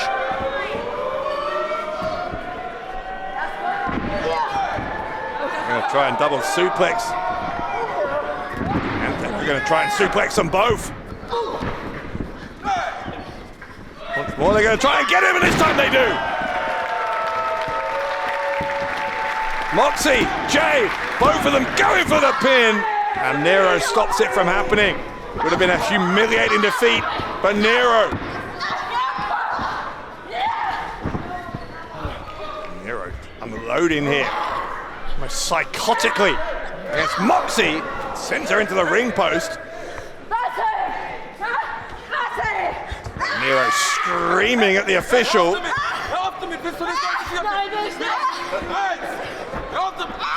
Meanwhile, inside the ring, look at this, Gigante.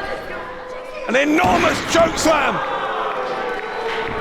No doubt about that one. Gigante and a single hand on the chest there of Jessy J on Nero. Nero with a shot with a kendo stick. Jessy J's kendo stick. The cover on Jessy J, and the left shoulder came up for Jay. But meanwhile, the referee didn't see what Nero did to Moxie on the outside.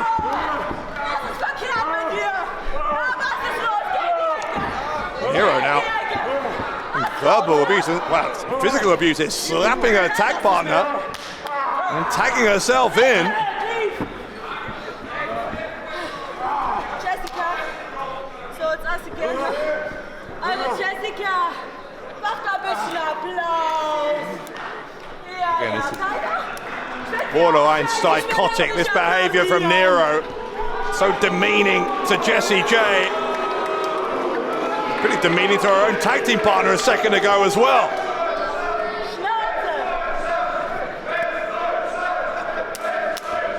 Finish for Jessica. Going to the ropes here, looking for the knee. Spinebuster! Spinebuster from Jay.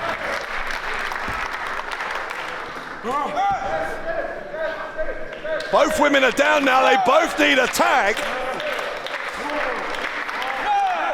I don't think Moxie's not up on her corner after being struck with a kendo stick. Meanwhile, I don't know, is Gigante going to want the tag after the abuse that he just took from Nero? Maybe for that reason, neither woman trying to go to their corners. Instead, on their knees, striking each other time and again, up to their feet now. The ferocity of the hatred between these two on display for all to see.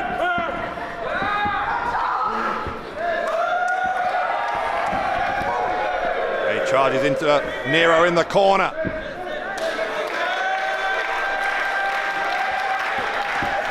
Jay trying to come out of the corner. Nero had a handful of hair there. Jay in the face. And again, the ferocious flurry of strikes here. Full Nelson position. The German suplex from Jay. Now Jessy J hooks that leg of Nero tight. Nero nonetheless able to get the shoulder up.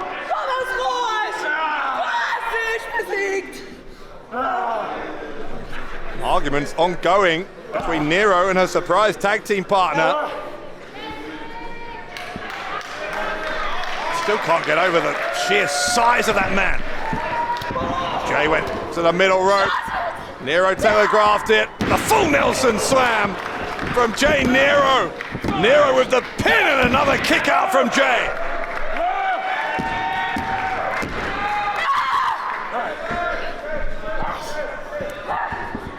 Nero will try once again to end it. Again has that butterfly lock. Jessy J countered. Well, that right knee of Jay causing her problems. Chops across the chest here from Nero. Elbow to the side of the head. Nero, boot to the temple now of Jessy J. Drops her on her back. In that side suplex position. The pin from Nero, and Jessy J again kicks out. Jay left it late that time. Nero getting closer to that pinfall victory she wants over the independent women's champion.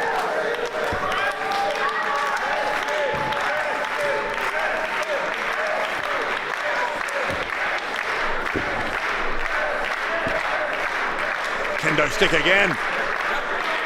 She used it behind the referee's back earlier. She uses it in front of him as a disqualification. Gigante's holding Jessy J in position. Jay out of the way. Gigante got struck in the head with a kendo stick.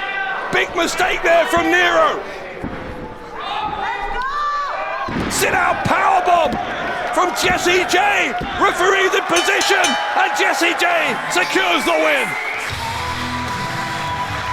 Sieger durch Pinfall, das Team Moxie und Jessy fucking It has all gone horribly wrong again for Jane Nero.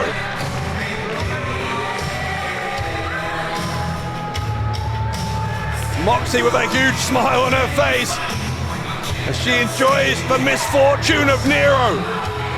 Nero has some nerve, by the way, to blame that on Gigante. Nero's the one who hit her tag team partner in the head with a kendo stick, for God's sake.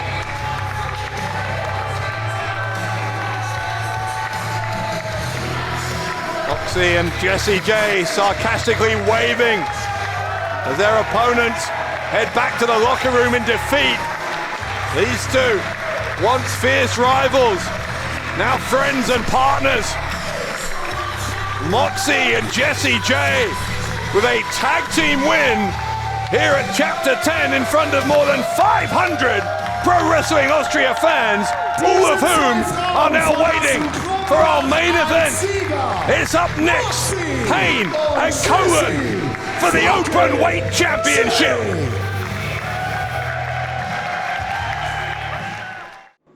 Nicholas!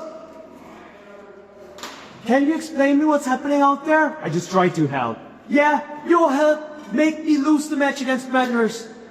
Yeah, don't put your nose into my business. I tried to make Amboss work again. You tried to make Amboss work? Screw it up for Robert, screw it up for me. You know what? I actually believe that it's not Dover.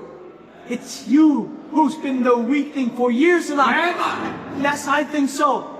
Well then how about to square up, so I can prove it to you, and also to Robert, that I'm not the weakling. Yeah? Yeah. Okay. Then don't be afraid if I'm gonna do it my way. Oh, okay, Idiot.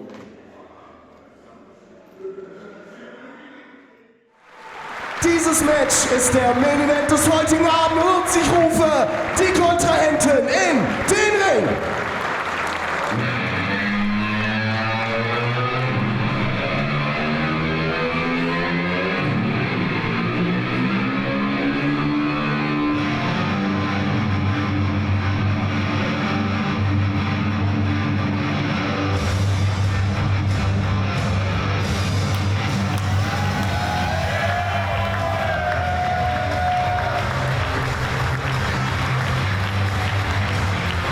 You're looking at the Austrian Wolverine, a man who for 2 decades has been one of Austria's most successful wrestlers, a former world champion in the German Wrestling Federation.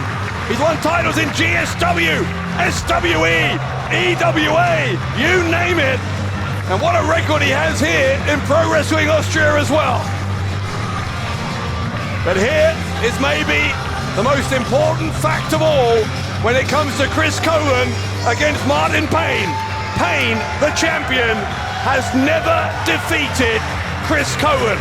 If he can't set that record right here this evening, we will have a new Openweight champion in our main event.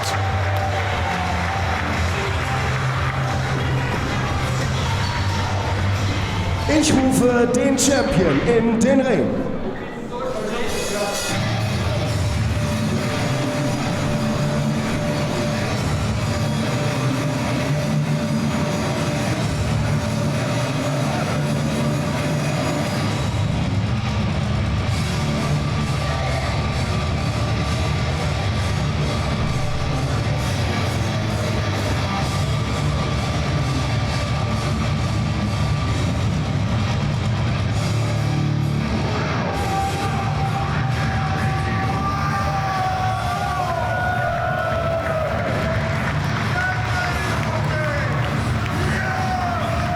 It has been 11 months since this man won the Openweight Championship at Chapter 7 from Robert Dreisker. He has successful defenses in that time against Marius Alani, against Ricky Sky, Axel Tischer and Metahan. But will a match against the Emperor of Austria be a step too far for Martn Payne?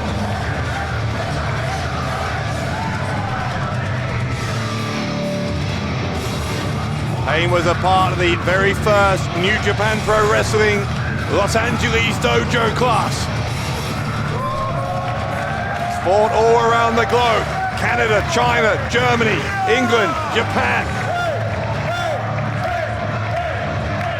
And he is the top dog here in Austria by virtue of the fact that he has that open weight title firmly around his waist. But will that still be true a few minutes from now against a man who, remember, he has never ever beaten?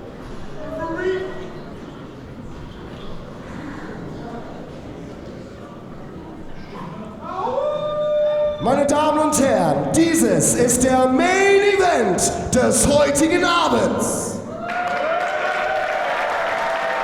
Dieses Match ist festgelegt für einen Fall und es geht um die PWÖ Openweight Championship.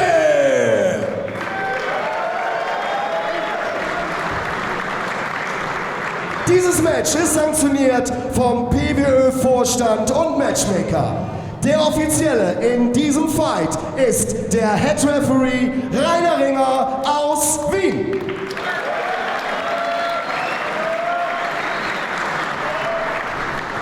Lassen Sie mich die Kontrahenten vorstellen. Zu meiner Linken. Er ist der Herausforderer. Kampfgewicht 105 Kilogramm. Aus Wien in Österreich. Er ist der Kaiser von Österreich. Er ist the Austrian Wolverine. Chris Colen!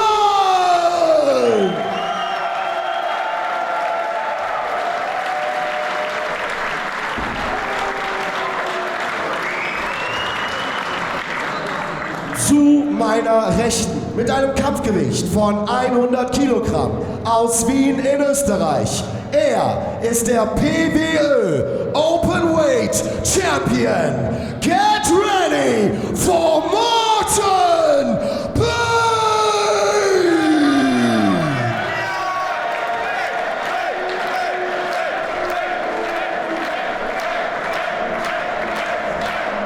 It was all the way back at Chapter 1 when Chris Colen won a tournament to become the Emperor of Austria. But since then, he has not claimed that open weight title. Instead, Martn Payne has.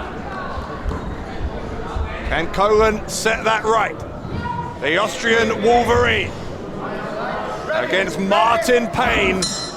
Rainer Ringer, our referee, senior official here, calls for the bell. This is our main event.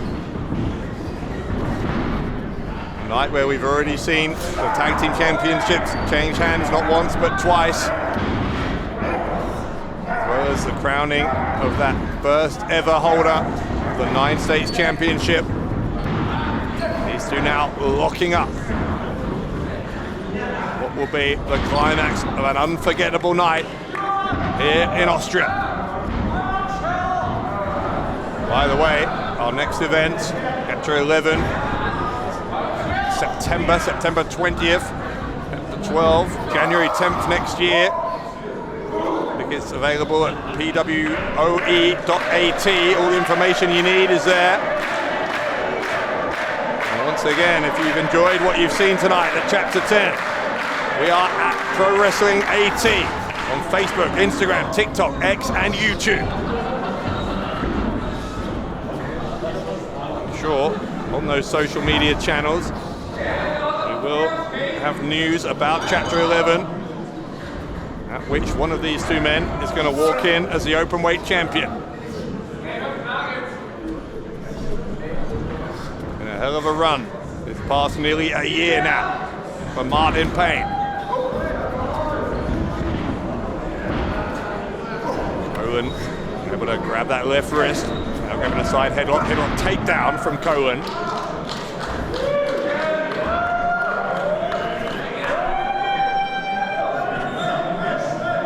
Squeezing at the head and neck here, trying to cut off the oxygen supply to the brain of the champion.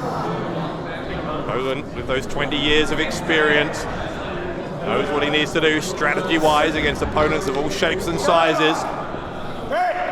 Thought out his tactics for this match well in advance, I'm sure. takedown there from Payne. Knows holding onto that left arm of Colen. The armbar here trying to hyperextend the elbow. You see Colen adjusting his body position to prevent that from happening. The shoulders of Payne down for a couple of seconds there as well. Colen somehow able to transition into the ankle lock briefly for Payne rolling out of harm's way. So he fought. Instead he ran straight into a shoulder block takedown from Colen. Colen to the ropes. Leapfrog attempt, but Colen was fainting there. That meant that Payne landed hard on his back.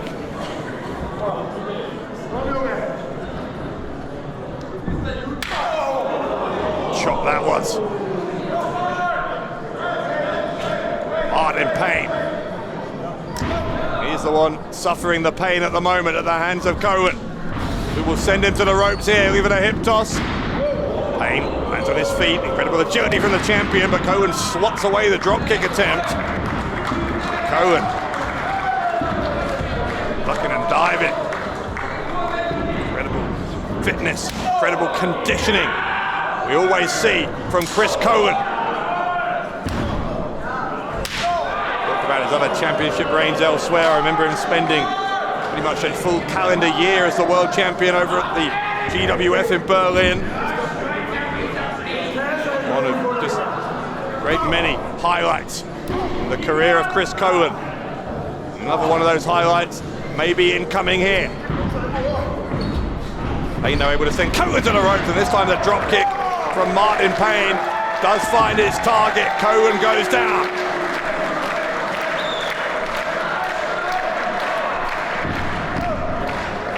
To the midsection. Right, suplex. Well, looking for the arm bar. This time Colen, you see, with his right hand grabbing his left hand.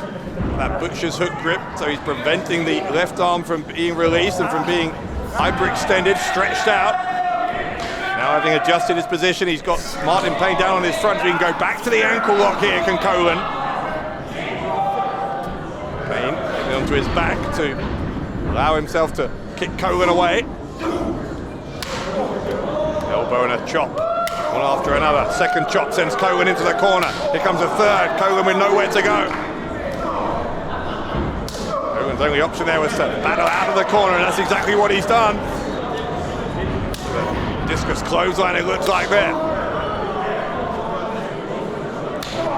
Payne with a series of chops here. Colen shoves the champion away. Colen just lifting him up effortlessly. Payne just clearing the ropes, landing hard on the arena floor. Only a very thin carpet to pad that fall, otherwise a hard wooden floor here.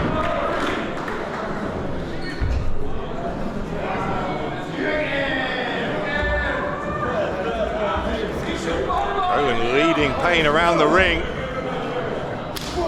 Payne was able to free himself. Now some more chops here from the Openweight champion. Colen though, responding with some of his own. On the outside, Colen able to drop Payne spine first on the ring apron.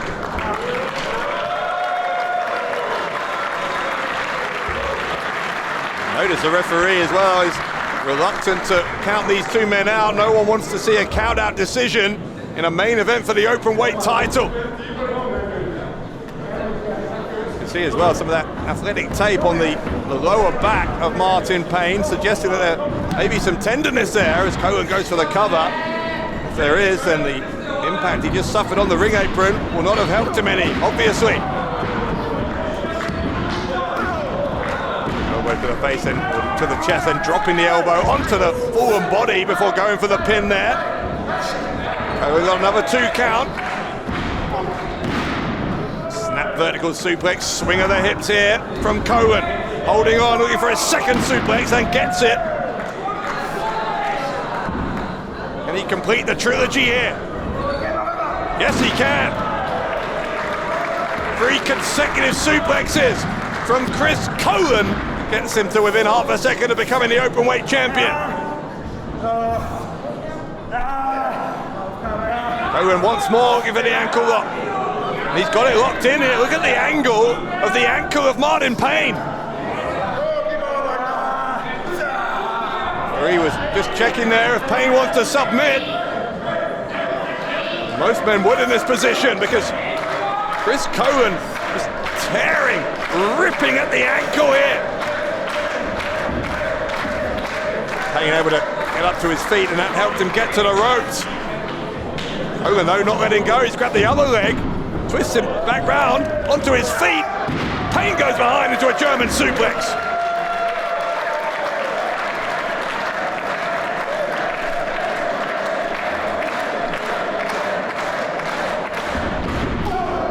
Charges into the corner, gets a clothesline on Colen, looking for a second, gets that as well. It's a third one on Colen. Colen with no answer there. Colen looks like he's out on his feet. Payne put him up on the shoulder. Colen sweeps away the leg again, once more back to the ankle lock for Colen. Colen once more twisting at the ankle. And that ankle at this point has got to be severely weakened. Colen trying to drag Payne away from the ropes. Payne was able to get out of the ankle lock again. Now gets the power slam on Colen. Payne from nowhere with a power slam and almost off the back of that retained the title.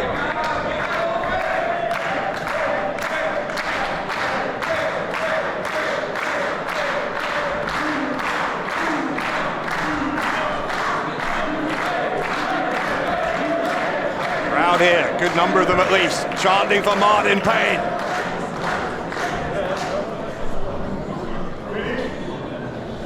Payne having been through all of the effort, those title retentions, successful defenses against some of the best in the game. I named them earlier. Alani, Sky, Tisha, Metahan.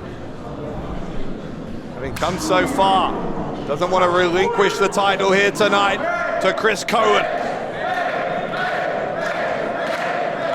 Colen perched on that top turnbuckle.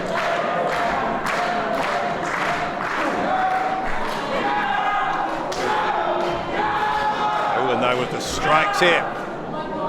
There's some defense and it worked. Payne sent down hard to the canvas. A diving elbow drop from Colen. Might that be enough? Colen, look at that outside leg. Left shoulder comes up for Martn Payne. Colen though with a cutthroat gesture. Does that mean that we're about to see the Wolverine's end? It looks like we are. He's setting him up with a double underhook. Body drop, back body drop from Martn Payne. Comes Payne. The top, diving onto Colen. Colen, I don't think was expecting that. Still got his wits back about him in time to get that shoulder up on two. It is on a knife edge here for the Openweight Championship in our main event of Pro Wrestling Austria Chapter 10. Colen challenging Martn Payne, and it is the champion who is ascending to the top turnbuckle.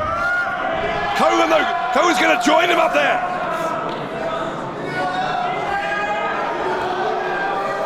Colen with that split-legged stance, looking for the superplex, and he got it. If Colen can turn over, get that arm onto the chest of Martn Payne, Colen's going to be the champion. Colen though, rattled himself as well on the landing of the superplex. I wonder now if it's taken too long. Has that moment passed for Colen? Colen's holding the back of his head. Maybe the back of the skull. Hit the canvas especially hard for Colen. One of the things that often I think people don't think about when they see a superplex is that the amount of physical damage it can do to the person hitting the move isn't much less than the person receiving it.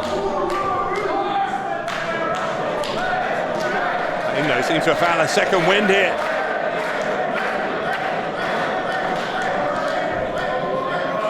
Colen knows what's coming. He's inviting it on.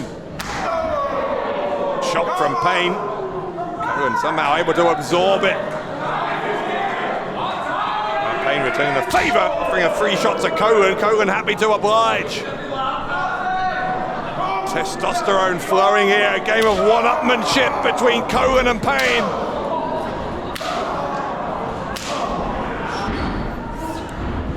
Payne was able to duck Colen. Kicks him in the back of the head.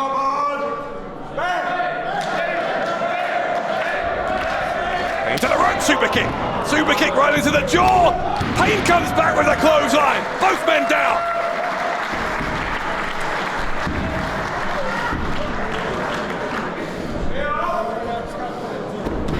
This has been a scintillating main event. It is still there for the taking for either Chris Colen or Martn Payne. Payne drapes his arm over Colen. Colen still gets the left shoulder up, and still we go on here.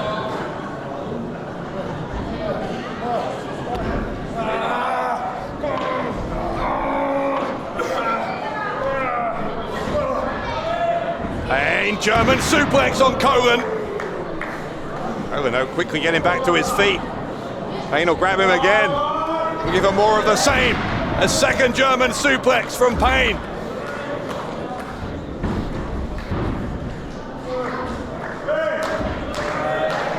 500 plus fans utterly mesmerized by this one.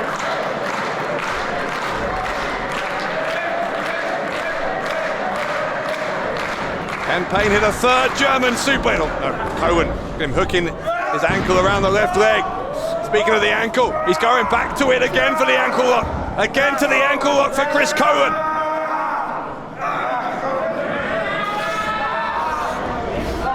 Colen increase the pressure on that ankle in any way he can.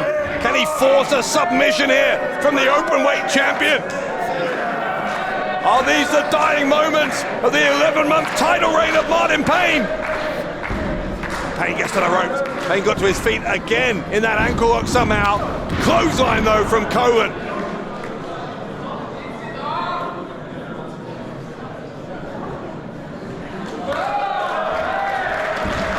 Colen picks up Payne, trying for the short arm clothesline.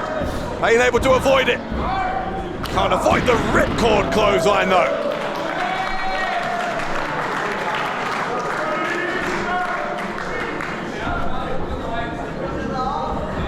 Colen this time does get the short arm. Now Payne to the ropes. Another clothesline from Colen. Colen with some pain in his right arm. Gets on top of Martn Payne. Couldn't get enough though. Colen was barely on top of him there. Didn't get enough weight on the shoulders. Made it easier than he would have liked for Payne to get that left shoulder up off the canvas at the count of two.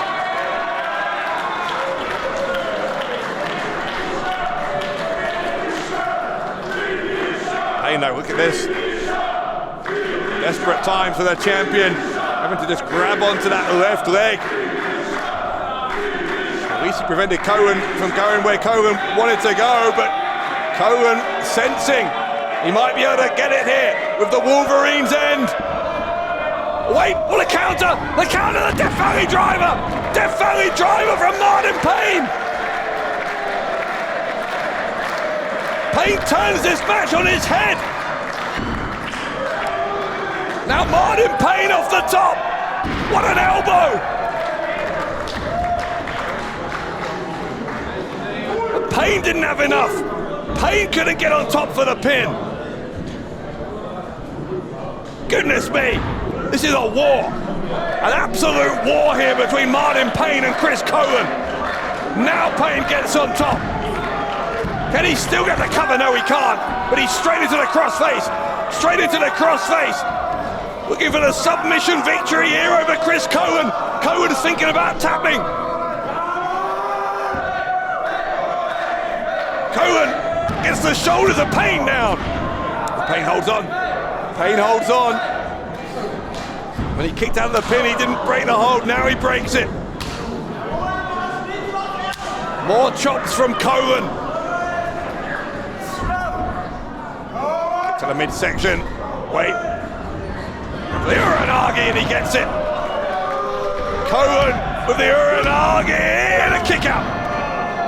Kick out from Payne. But now the Wolverine's end. Can't lift him. Can't lift him. The top sunset flip. Payne sits down. Payne sits down on Colen. He got him. He got him. Martn Payne retains the title. Sieger durch Pinfall and still PWÖ Openweight Champion Martn Payne!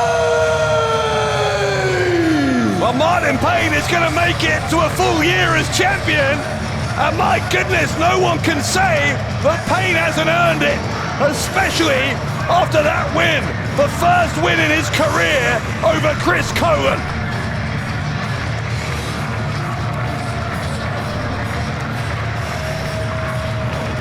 Until he had a victory over Colen, I think Martn Payne in his own mind thought he couldn't rightfully claim that he was fully the top man here in Pro Wrestling Austria.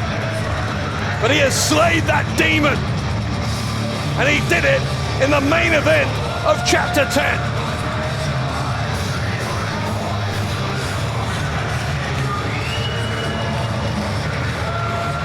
Colen applauding a man who just in the end was able to outsmart him. Oh, hold on. Colen snatching the title here. We saw Team Turbulence do this earlier, and we know how that ended in the tag team title match.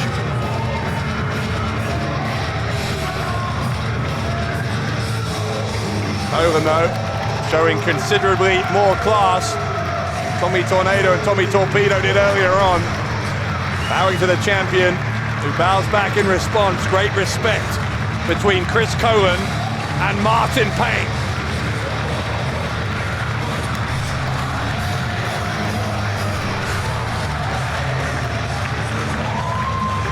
Colen leaves the ring for the champion, who will have a well-earned celebration now, no doubt. Over 500 packed into this building here tonight to see Martn Payne successfully defend the Openweight title. Payne has defeated Chris Colen. It's a win. I don't know if Martn Payne himself really totally believed that he had in him. But my God, he did. And as Chapter 10 comes to a close, as we look ahead to Chapter 11 this September, the question is, who, if anyone, can dethrone the Openweight champion?